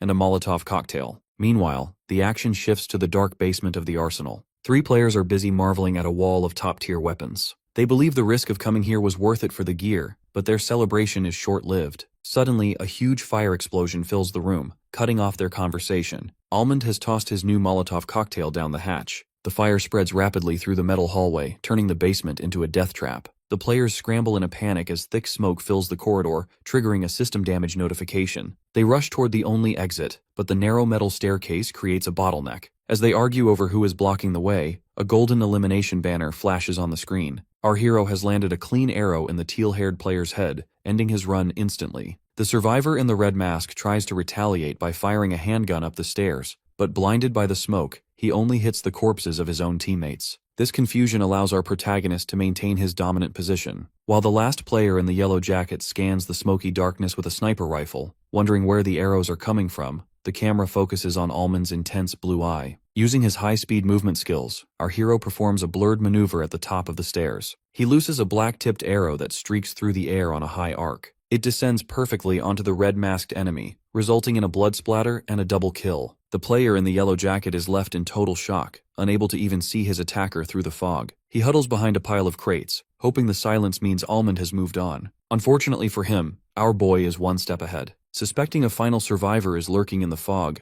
Almond tosses a grenade down the stairs. The player in the yellow jacket can only stare in horror as the explosive rolls to his feet. A giant explosion consumes the room, securing a triple kill for our protagonist. As the smoke clears, Almond steps down the stairs with a neutral expression, confirming that his intuition about the extra survivor was correct. This absolute annihilation of the arsenal quickly goes viral on web communities. A gif of the massacre titled "Almond the Ranked Genghis Khan" trends instantly, drawing thousands of new viewers to his stream. Juhyuk cheers as he watches the forums explode with interest. He realizes that while some people are starting to post negative comments about Almond's face or personality, this noise is actually a sign of massive growth. Juhyuk knows that as long as our hero keeps proving his skill, even the haters will eventually become a source of income. 30 minutes later, the screen flashes with a first-place victory. This win is vital because Battle Large uses a 5-match placement system to determine a player's starting tier. If Sang-hyun wins all 5, he will skip the lower ranks and land in gold, making his road to diamond much shorter. Driven by this winning strategy, our hero jumps from the helicopter for his next placement match, heading straight for the arsenal again. However, a massive variable appears midair. Almond looks to his side and sees another player falling right next to him. It is Bubble Sniper, the diamond-ranked stream sniper he humiliated in a previous match. Bubble Sniper is back for revenge, staring intensely at our boy as they plummet toward the ground. Back at his desk, Juhyuk is in a state of despair. He realizes the chances of meeting a diamond-ranked sniper in a placement match are nearly zero, and a loss here would ruin Almond's chances of reaching gold. He feels helpless, watching the most important moment of their new career go down from the sidelines. But his fear turns into a grin when he sees Almond's reaction. Instead of being intimidated, our boy simply gives Bubble Sniper the middle finger mid-fall. Bubble Sniper laughs at the nutman's audacity, but Juhyuk finds his own resolve. He realizes his job is not to worry, but to make Almond's victory glorious. He begins typing rapidly, heading straight for the Bubble fan cafe to stir up trouble. By spreading the word that the infamous sniper is about to get cooked by a rookie, Juhyuk successfully drives the viewer count up to nearly 4,000. The stage is now set for a legendary showdown. As the two rivals dive toward the arsenal ruins in the desert below, Juhyuk watches with total confidence. He knows that this is not just a game anymore. It is the definitive end of the beef between the archer and the sniper. Juhyuk's aggressive marketing in the Bubble Fan Cafe keeps the digital community buzzing with anticipation.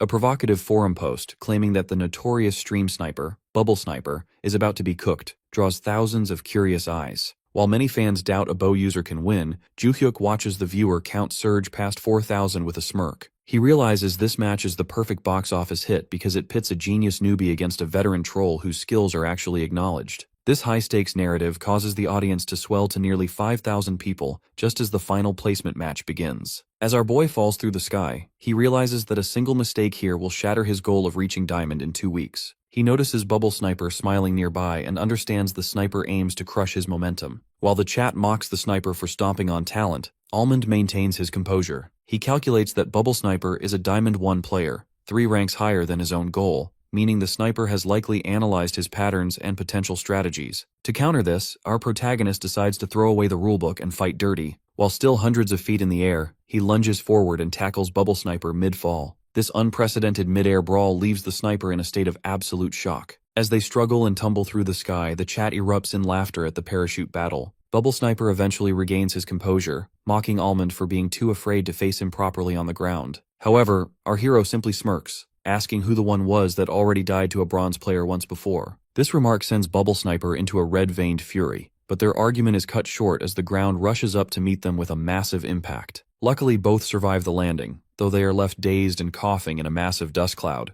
Almond immediately springs to his feet and begins sprinting away, realizing a bare-handed fight is disadvantageous for a newcomer. He heads toward the arsenal building, searching desperately for any weapon to level the playing field. He spots a knife on the ground and dives for it, but Bubble Sniper is right on his heels, determined to intercept him. Our protagonist hurls the knife at his pursuer, but what happens next leaves the Nut Nation in total despair. Bubble Sniper performs an incredible inverted dive and catches the spinning knife by the handle mid-air. The chat is floored by this Diamond 1 display, fearing the bowman is finally cooked. Bubble Sniper immediately retaliates, throwing the knife back at the archer with a lethal spin. Instead of dodging, our boy charges directly toward the danger. He realizes that retreating is pointless because there is another knife visible on the ground near the sniper's feet. In a display of insane reflexes, Almond performs a mid-air somersault and catches the spinning knife handle himself. This high-speed catch leaves Bubble Sniper paralyzed in shock. Almond doesn't give him a moment to recover and grapples with the sniper in a brutal struggle. Although Bubble Sniper manages to grab a second blade from the ground,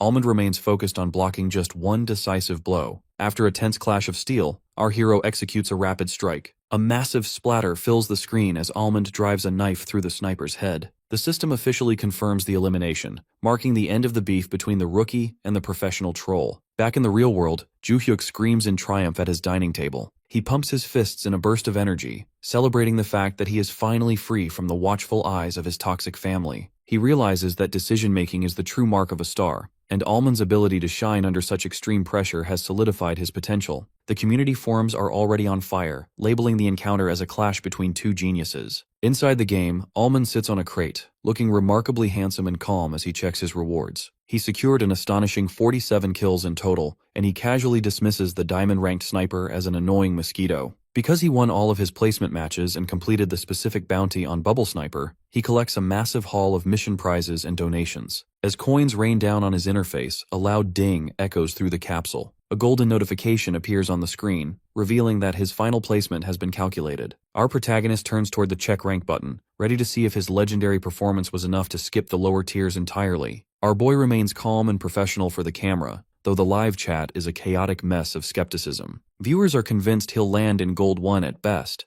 noting that even the legendary pro JJP started there, and they insist a platinum placement is simply impossible for a fresh account. Sangyun voices his intent to check the results before finishing his remaining missions, but internally, he feels a spike of anxiety. He worries that if the system truly caps new players at gold, he will fail his high-stakes platinum mission. With a sharp click, he presses the button, triggering a brilliant explosion of light. A silver emblem featuring a centered star appears alongside a fancy banner, Platinum 3. This impossible result leaves our protagonist in a daze, staring wide-eyed as stars and lights surround his character. The chat logs erupt in absolute shock, alternating between disbelief and laughter. While some skeptics immediately claim it must be a bug or messed-up rank manipulation, others are forced to admit that the feat is real. Sangyun scratches the back of his head, bewildered by the sound he uttered compared to the frenzy of his fans. He quickly pivots, crossing his arms to lean into his new persona as an elite platinum player. With a bright smile and a thumbs up, he accepts the platinum mission rewards, playfully telling the viewers who bet against him that they are being punished as he metaphorically runs away with their folders of blue rewards. Just as Sangyun prepares to end the stream, noting that the viewers are starting to catch on to his exit timing, a massive light eruptions across the screen. The streamer Miho, a popular creator, drops a huge 500,000 won donation, pleading with him to stay a bit longer. Our hero is visibly shaken, staring at the holographic interface with sweat on his face. He is more shocked by this massive donation than his own rank, marveling at the fact that streaming is such a hot field where people show this much support for an insignificant newcomer like himself. Touched by the gesture, his gaze sharpens. He resolves to keep his word and continue the grind toward Diamond for the sake of his fans. Meanwhile, in the real world, Kim Joo-hyuk leans back at his dining table, initially at ease now that the placement matches are over. His relaxation turns to concern as he scrolls through hit comments and all-tube shorts. He spots a growing thread accusing Sang-hyun of foul play, with users demanding he be reported.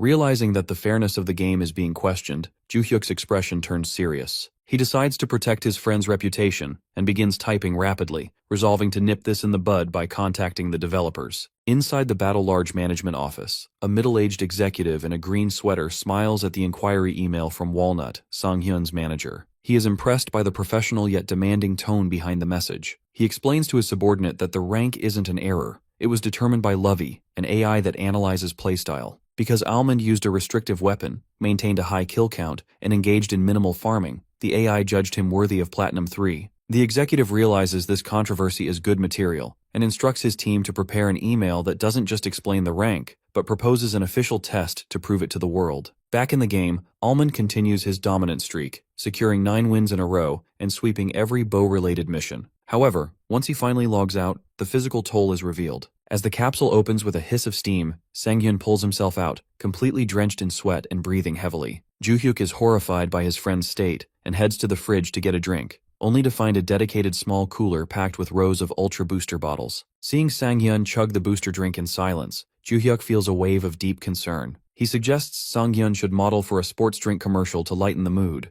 But once the streamer heads to the shower, Joo-hyuk's smile vanishes. He inspects the capsule and finds the internal temperature is normal, leading him to realize that the issue isn't hardware, it's something happening to Sang-hyun himself. His investigation is interrupted by a new email from Fantasia. Joo-hyuk reads the response from the AI Lovey and discovers that the company is officially inviting Almond to an ad proposal and a public test to prove his platinum status. Life moves fast when you're a viral sensation, but for Yoo Sang-hyun, success comes with complicated logistics. Inside their apartment, Joo-hyuk holds up a tablet with a wide grin, showing an email from Fantasia, the tech giant behind the very VR system Sang-hyun uses. Joo-hyuk is ecstatic to announce they've received an advertisement proposal, but the news catches our hero off guard. Sang-hyun pauses his breakfast, chewing his cereal in a daze before gulping it down as he processes the reality of a corporate giant reaching out. Joo-hyuk explains that because Punk has already given their approval, they can move forward whenever Sang-hyun is ready. The deal involves testing a high-end simulator to prove his ranking,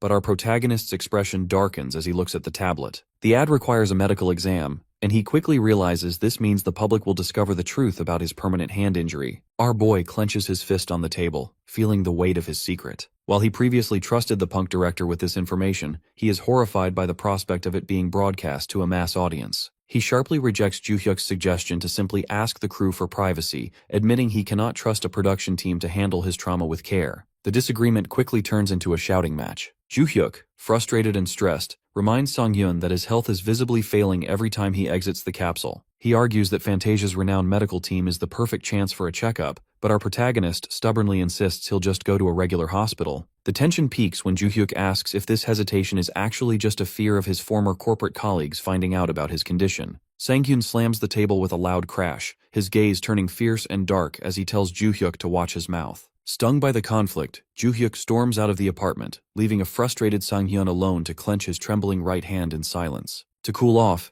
Joo-hyuk wanders the neighborhood and runs into Seo Jia struggling with a heavy trash bag. After helping her, he invites her to a breakfast of blood sausage soup. Jia is shocked when he also orders a bottle of soju, but she realizes from Joo-hyuk's dark mood that he's had a rough start to the day. As they drink, Joo-hyuk feels the weight of the morning's fight, though Jia notes that he looks like he's the one who needs the alcohol more than her. The conversation turns somber as Jia reflects on her own past office trauma. She notes that people who suppress their feelings without a word eventually implode, revealing that Sang-hyun was the one who taught her this. This makes Joo-hyuk realize that our hero likely understands the stakes of the ad. His intense reaction was simply a sign of how deep the trauma goes. Eventually, Jia's head spins from the alcohol and she collapses, only for Joo-hyuk to catch her just in time. By the time Joo-hyuk returns home, the atmosphere has shifted. He finds Sang-hyun waiting with a new box of cereal he just bought, and despite being drunk, Joo-hyuk is stunned to hear that Sang-hyun already contacted director Oh to book the filming for the very next day. Our hero looks at his hand with a determined face, acknowledging that facing his fear is just part of the job of being a streamer. Joo-hyuk is moved to tears by this growth and apologizes for getting heated earlier, though Sang-hyun quickly tells him to stop being cringy. The mood lightens as Joo-hyuk mentions meeting Jia earlier and mocks how good she is at drinking. Sang-hyun notes that she seems to have a deep backstory, which prompts Joo-hyuk to smirk and ask if our boy is interested in her. Sang-hyun slams his soda can down, dismissing the idea, but as he looks away, a hazy silhouette of a woman from his past flickers through his mind. Meanwhile, the public reaction to the announcement is a tale of two worlds. Sang-hyun posts a break notice on his forum, which is met with immediate suspicion from the hardcore gaming community. Toxic comments flood in, claiming the ranking is staged and calling Almond a nepo baby. However, Director Oh is unfazed when they meet at the filming office the next day. He jokingly tells Joo-hyuk that their legal department is ready to sue the bastards who post hate, encouraging the manager to screenshot everything. He explains that while gamers are sensitive about ranks, the broader public on major sites is reacting with excitement. As the shoot begins, Sang-hyun is whisked away to a mirror, where stylists marvel at his perfect skin and prepare his hair. Joo-hyuk watches with crossed arms, noting that today will determine if our boy is palatable to the massive mainstream audience. After a final hair check, Sang-hyun is ready in his outfit,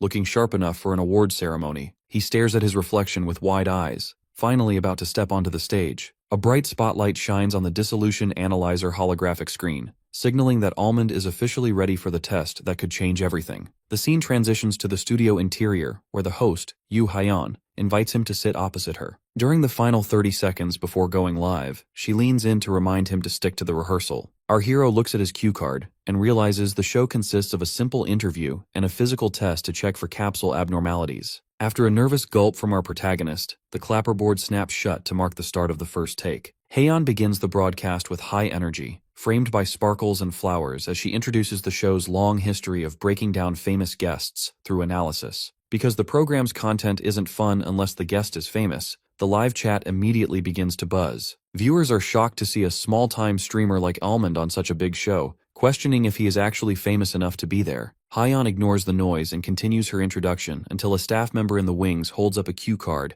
to let Almond know the camera is about to swing his way. When the camera cuts to him, our boy offers a calm smile that immediately causes the chat to explode over his handsome appearance. Haeyeon notes that the reactions are on fire and calls him an idol, but Almond awkwardly mentions he is around 30, which makes the label feel out of place. This honesty causes Haeyeon's expression to turn sharp as she scolds him for revealing his age during her interview intro. She eventually softens and asks if he is nervous, leading our hero to admit he didn't expect such a massive audience. Haeyeon blithely informs him that the current viewership is actually less than usual, leaving Almond looking dejected. Haeyeon winks at the camera and promises the audience that Almond's abilities will triple the viewership. When she tries to confirm a viewer increase with the director and hears there hasn't been one, she pouts and jokingly tells Almond he is the limit for his own viewers. Our hero watches her work with a flat expression, realizing that while he worked with acorn jelly before, this environment is different because the guest is treated more like a toy to play with. Despite the awkwardness, he nods vigorously when she asks to begin the interview. Behind the scenes, Joo-hyuk and director Oh watch from the observation area. The director praises Sang-hyun's performance, while Joo-hyuk thanks him for his consideration regarding Sang-hyun's personal history. Director Oh mentions that Joo-hyuk was the one who went around requesting such privacy, so it was the least they could do. Nearby, a different director smirks at the monitors, worried that the mysterious image is outdated and preferring to expose everything for entertainment. He views the upcoming physical test as potentially boring based on the stats, but he agrees to wait and see. On stage, Haeyeon and Almond settle into capsules. She teases him by asking how it feels to have his rank manipulation exposed, prompting a deadpan textbook reply from our protagonist about being nervous. As the lid slides shut, Haeyeon announces it is time to prove the abilities of the man who reached Platinum 3. A flash of light signals the transition into a virtual world where both spawn onto a stadium floor. Almond notices the sensory difference immediately, but Haeyeon tells him it's too early to be surprised. The digital landscape shifts into a hyper-realistic outdoor archery range modeled after an actual Olympic arena. Almond is stunned by the technical detailing, noting he can't tell the difference from the real world. Haeyeon explains that this ambitious work uses Fantasia's latest techniques, prompting Almond to look for his manager before remembering he is in VR. When he is told to choose a bow, he selects a Wingwin Oasis model and realizes the grip and stabilizer are indistinguishable from reality. Haeyeon asks if it's his first time shooting a professional bow, but our hero remains silent and draws the weapon with perfect form. This posture leaves Haeyeon in wide-eyed shock as she realizes his skill surpasses a typical pro. Almond looses an arrow that streaks through the sky and slams into the dead center of the bullseye. While the chat is impressed, Haeyeon remains frozen with her mouth open. When she finally recovers, she stammers about the technical detailing of the ad, but internally she is panicking because that practice shot was too perfect. She forces a laugh and tells him he's pretty good, but the chat mocks her for the understatement. Heian winks at the viewers, asking if they want to see his real performance, only to be interrupted by the sound of the bowstring stretching again. Almond is already aiming. He releases a volley that sends 10 arrows into a tight group in the center of the target. In the control room, the director is sweating as he realizes all the arrows were shot within 1.2 seconds of each other,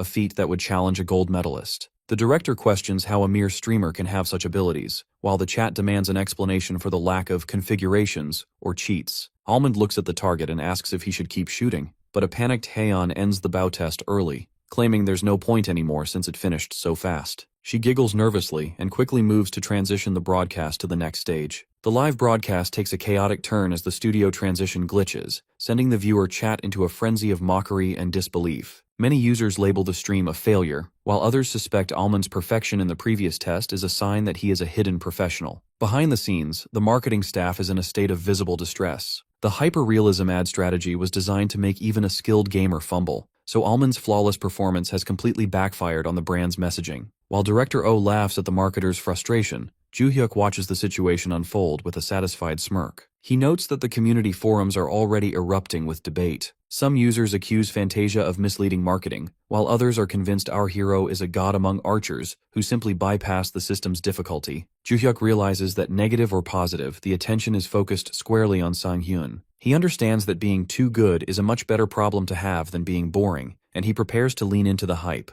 The broadcast returns to the host, Yoo Hyeon, who tries to pivot from the previous marketing fail by introducing a new challenge. She reveals that the fun is just beginning as they transition to a notorious trial called Stay Alive. As mechanical launchers descend from the ceiling, the chat recognizes the challenge as the same one the legendary pro Jonjapa once dominated. Because the visual style of this arena is more game-like and less realistic, our protagonist experiences a momentary mental stall. His loading expression becomes an instant meme for the viewers, though he quickly snaps back to attention. Sang-hyun admits the transition feels different, noting that the arena no longer mimics the real world. Heian uses this to emphasize the difference between Fantasia's hyper-realistic spaces and standard gaming environments. When she asks how he feels about the upcoming trial, our boy doesn't hold back. Despite knowing the difficulty, he casually states that he thinks the test will be easy. This bold trash talk sends the chat into fits of laughter, especially when he accidentally admits he watched Jonjapa's record-breaking run beforehand. Heian tries to bait him into insulting the pro, and Sang-hyun bites the hook completely, declaring that he expects to beat Jonjapa's score. The trial begins with a 5-second countdown that leads into a sudden surge of blue light. As soon as the lights flash, a spinning sword flies dangerously close to our hero's head, forcing him to flinch. He realizes the arena is designed to be unfair, launching projectiles the second his vision returns. 4 large launcher tubes begin firing energy beams and metal greatswords with massive impact. Our protagonist is forced into a desperate high-speed sprint across the glowing grid, maneuvering through a blur of speed lines to stay alive. While Sang-hyun slides under beams and leaps over gaps,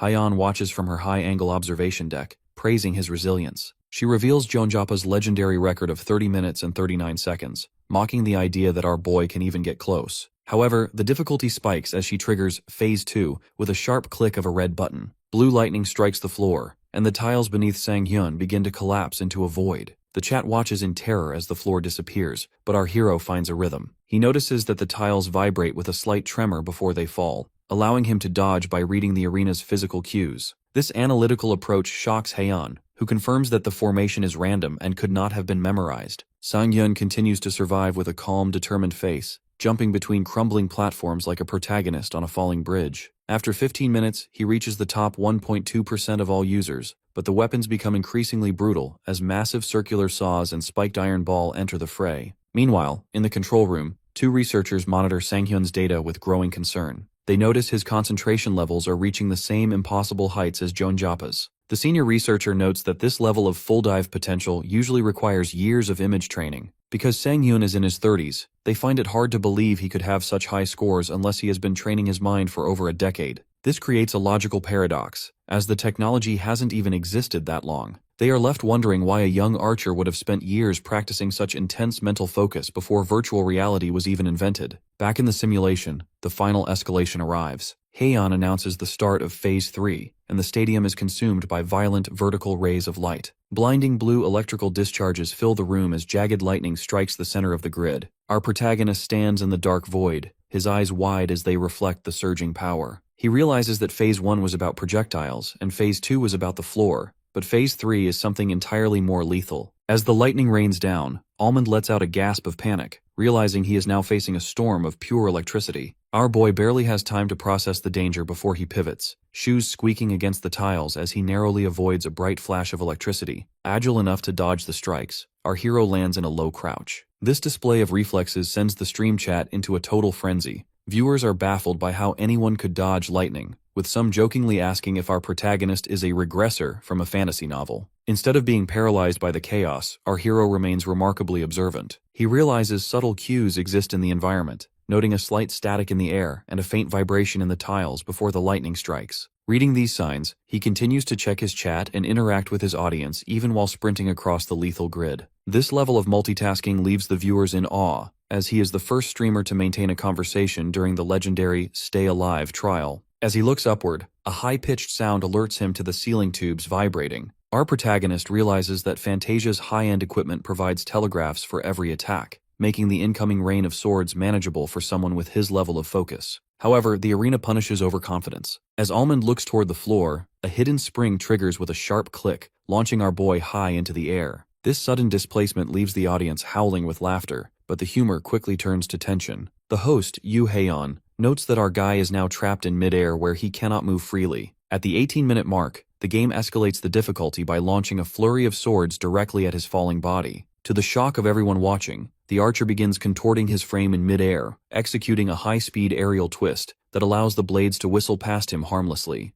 Heian is so stunned by his grace that she decides to manually increase the difficulty, sending more throwing blades to converge on him simultaneously. In a move that defies logic, our hero reaches out and snatches a passing sword by the hilt mid-fall. With eyes glowing with determination, he spins in the air and uses the captured weapon to deflect the incoming projectiles in a blur of light. Our protagonist lands with a heavy impact, releasing a massive burst of energy that clears the remaining weapons from his path. While he exhales a sigh of relief, the perspective shifts behind the scenes to manager Ju-hyuk and a senior researcher. The researcher is baffled by Almond's biological data, specifically his VNS numbers, explaining that he shows the neural signatures of someone who has performed high-intensity image training for 10 years without a break, a feat that is physically and mentally impossible for a normal office worker. This revelation strikes Ju-hyuk like a bolt of lightning. He finally understands why Sang-hyun showed such extraordinary focus and natural skill from the very first moment he stepped into a capsule. Our manager realizes that even after the accident that shattered his right arm,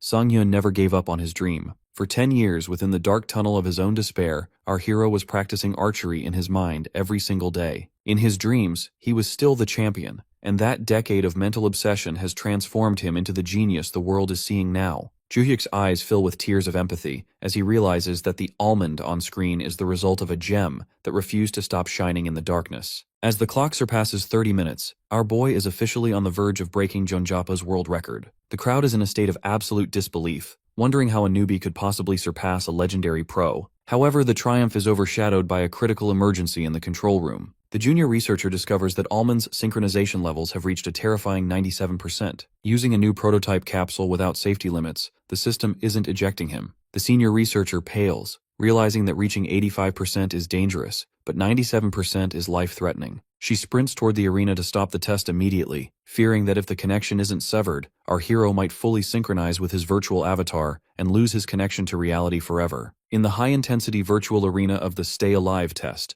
Almond is pushed to his absolute physical and mental limits. Since the difficulty has reached its peak, he is forced to perform a series of mechanical evasive maneuvers, dodging a relentless barrage of projectiles and energy beams with surgical precision. As the countdown hits the final 5 seconds, the arena launchers release an overwhelming onslaught of spears and blades. Our hero manages to find a gap in the chaos. He leaps through the air and snatches a heavy spear by its shaft, immediately using the momentum to pivot into a low crouch. This quick thinking allows him to use the captured weapon as a staff to deflect incoming knives, creating a flurry of sparks as metal clashes against metal. Despite the floor collapsing beneath his feet, the archer performs an acrobatic somersault to clear the space around him, preparing for the final wave of cannonballs. As the final attack descends, a terrifying glitch occurs. Almond's right hand begins to flicker with digital static and tremble uncontrollably. Due to this sudden neurological interference, he is unable to complete his planned counterstrike. A white light consumes the arena, and the screen fades to a dark Game Over interface. In the real-world studio, Director Oh and Ju-hyuk are in a state of absolute panic, screaming for the engineering team to open the capsule immediately.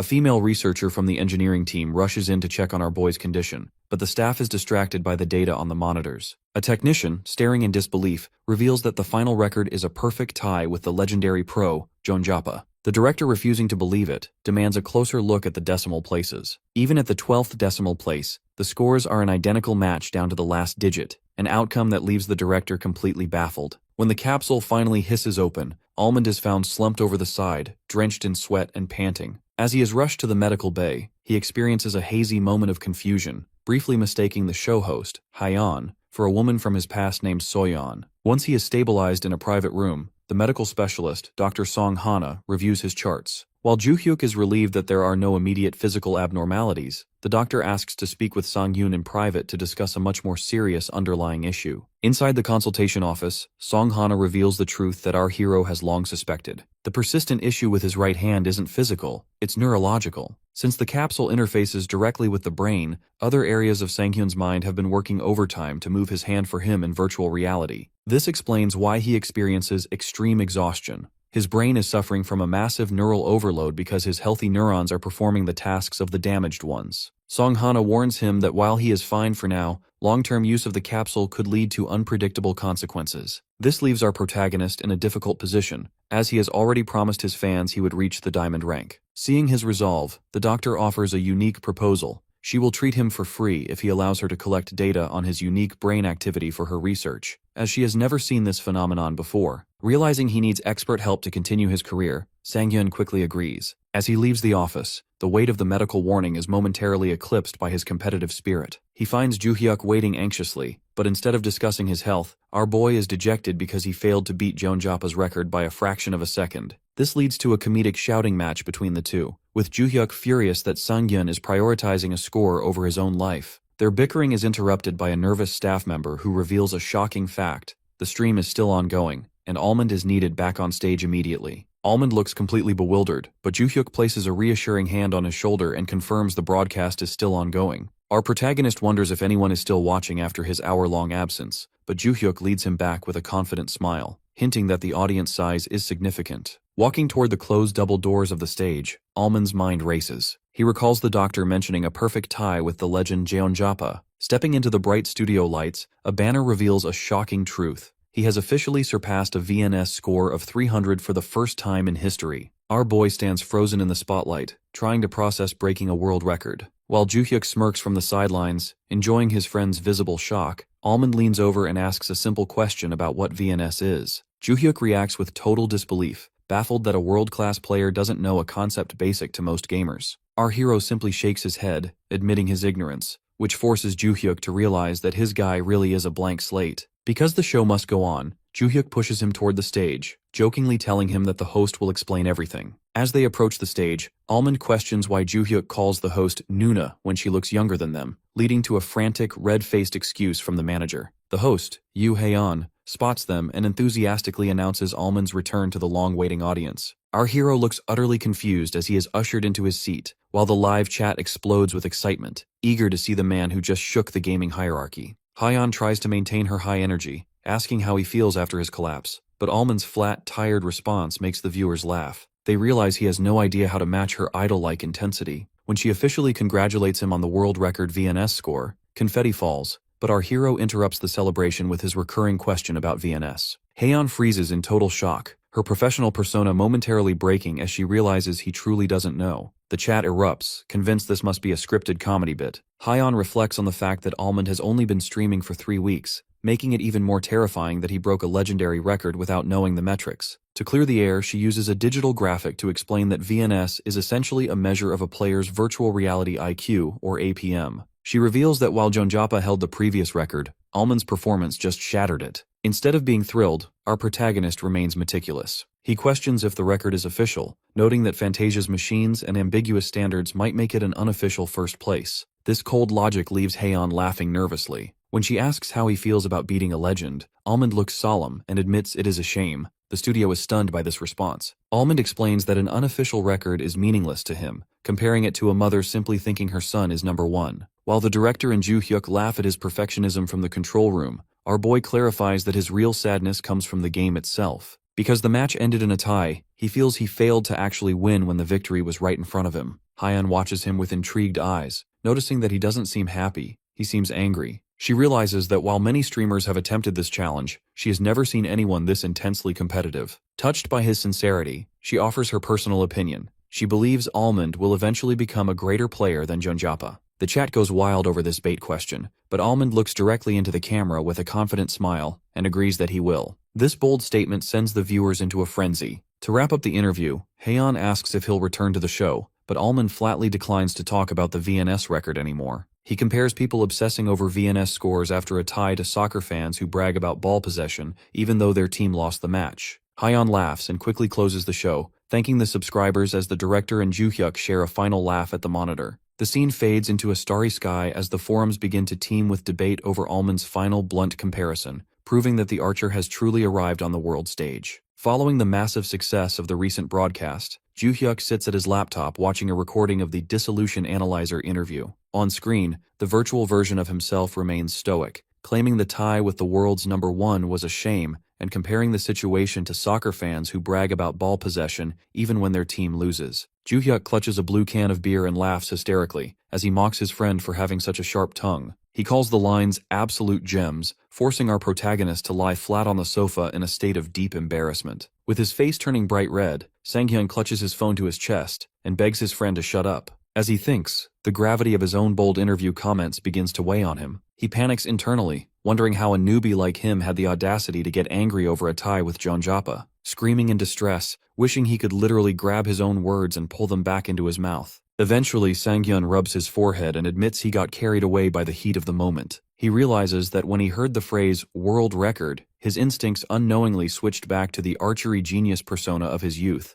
the competitive version of himself that existed solely to break records and win at any cost. Joo-hyuk continues to loop the video in the kitchen, joking that it's a killer line, and praising Sang-hyun for at least having the rationality not to mention a specific national team by name. Despite the teasing, our hero scrolls through his phone and feels a wave of relief. To his surprise, the Almond's Comments collection is filled with glowing fan reviews rather than the criticism he expected. The audience finds him incredibly likable precisely because he stayed objective. Most newcomers would have bragged about beating a Legends VNS score, but Almond's refusal to be satisfied with anything less than a win proved he is the truest of chaos, a genuine, unfiltered personality. Sang-hyun realizes that the honesty that was once a bane in his corporate life has finally become a boon in the streaming world. The next day, the almond fever reaches a boiling point. Latest text flashes over web search bars as Sang-hyun discovers he is officially a trending topic, alongside terms like VNS definition and Jeonjapa. He sits at his table eating, looking dizzy and shocked that he has reached the live search bar of a major portal. His phone begins to vibrate intensely, signaling a message from the superstar streamer Acorn Jelly. The veteran praises his recent performance, and Sang-hyun smiles softly as he types back a humble thank you. Acorn Jelly laughs off the modesty, warning him not to go around making soccer analogies too often before inviting him out for a drink. The peaceful morning is interrupted when Joo-hyuk sneaks up on him, scaring the protagonist. While Sang-hyun tells him to make some noise when he moves, Joo-hyuk points to the phone, which is now vibrating like crazy with sound effects. Sang-hyun assumes it's a hack or a loan scam, but upon checking the screen, his eyes widen in total disbelief. The device is flooded with incoming messages from fashion companies, game developers, and major food brands like Golden Barbecue Chicken. These are all legitimate sponsorship and advertisement requests. Sang-hyun is confused why people are working so early in the morning, which prompts Joo-hyuk to remind him that marketing departments, like the seniors at their old job, practically live at their desks. Joo-hyuk sits down to eat, explaining that these brands are trying to buy in while Almond's stock price is still relatively low. Our protagonist is fascinated to learn that Joo-hyuk has actually been refusing dozens of offers from smaller, unknown brands. Despite needing the money, Joo-hyuk has been protecting Sang-hyun's image, refusing to sign with weird companies that might ruin his long-term value. This show of faith touches Sang-hyun, as he realizes his manager is looking at the big picture rather than a quick payday. Meanwhile, at a nearby restaurant, the atmosphere is electric. Director Oh from Punk is shown laughing loudly, celebrating with his colleagues over a midday company meal. His coworkers admit they were initially suspicious when he brought in a nobody, even joking that they thought Almond was his hidden nephew. Now they are in awe of Director Oh's eye for talent, as Almond is already being compared to the greatest players in the industry. While some workers cry tears of joy over finally having a partnered streamer on par with Jeonjapa, Director Oh takes a satisfied drink. He feels that all his hard work has finally become worthwhile. The celebratory mood shifts back to the apartment as Sung-Yun prepares to enter his gaming capsule. Joo-hyuk's previous encouragement rings in his ears, reminding him that the only thing that matters now is the climb to diamond. Inside the capsule, our hero clenches his fist and snaps his eyes open. He resolves to stay calm and refuse to let the rising viewer counts distract him from his gameplay. Back at the restaurant, Director Oh is startled by a notification that Almond has begun streaming at $3 p.m. He is shocked that our boy is starting in the middle of the day and rushes to a hallway to watch. He knows how quickly popularity can vanish in this volatile market, so he begins to get greedy, praying for the stream to surpass 6,000 or even 7,000 viewers. Suddenly, Director O rushes back into the dining room, screaming at his coworkers to abandon their plans for a second round of drinks. He thrusts his phone forward with an expression of pure, explosive shock, ordering everyone to look at the live stream immediately.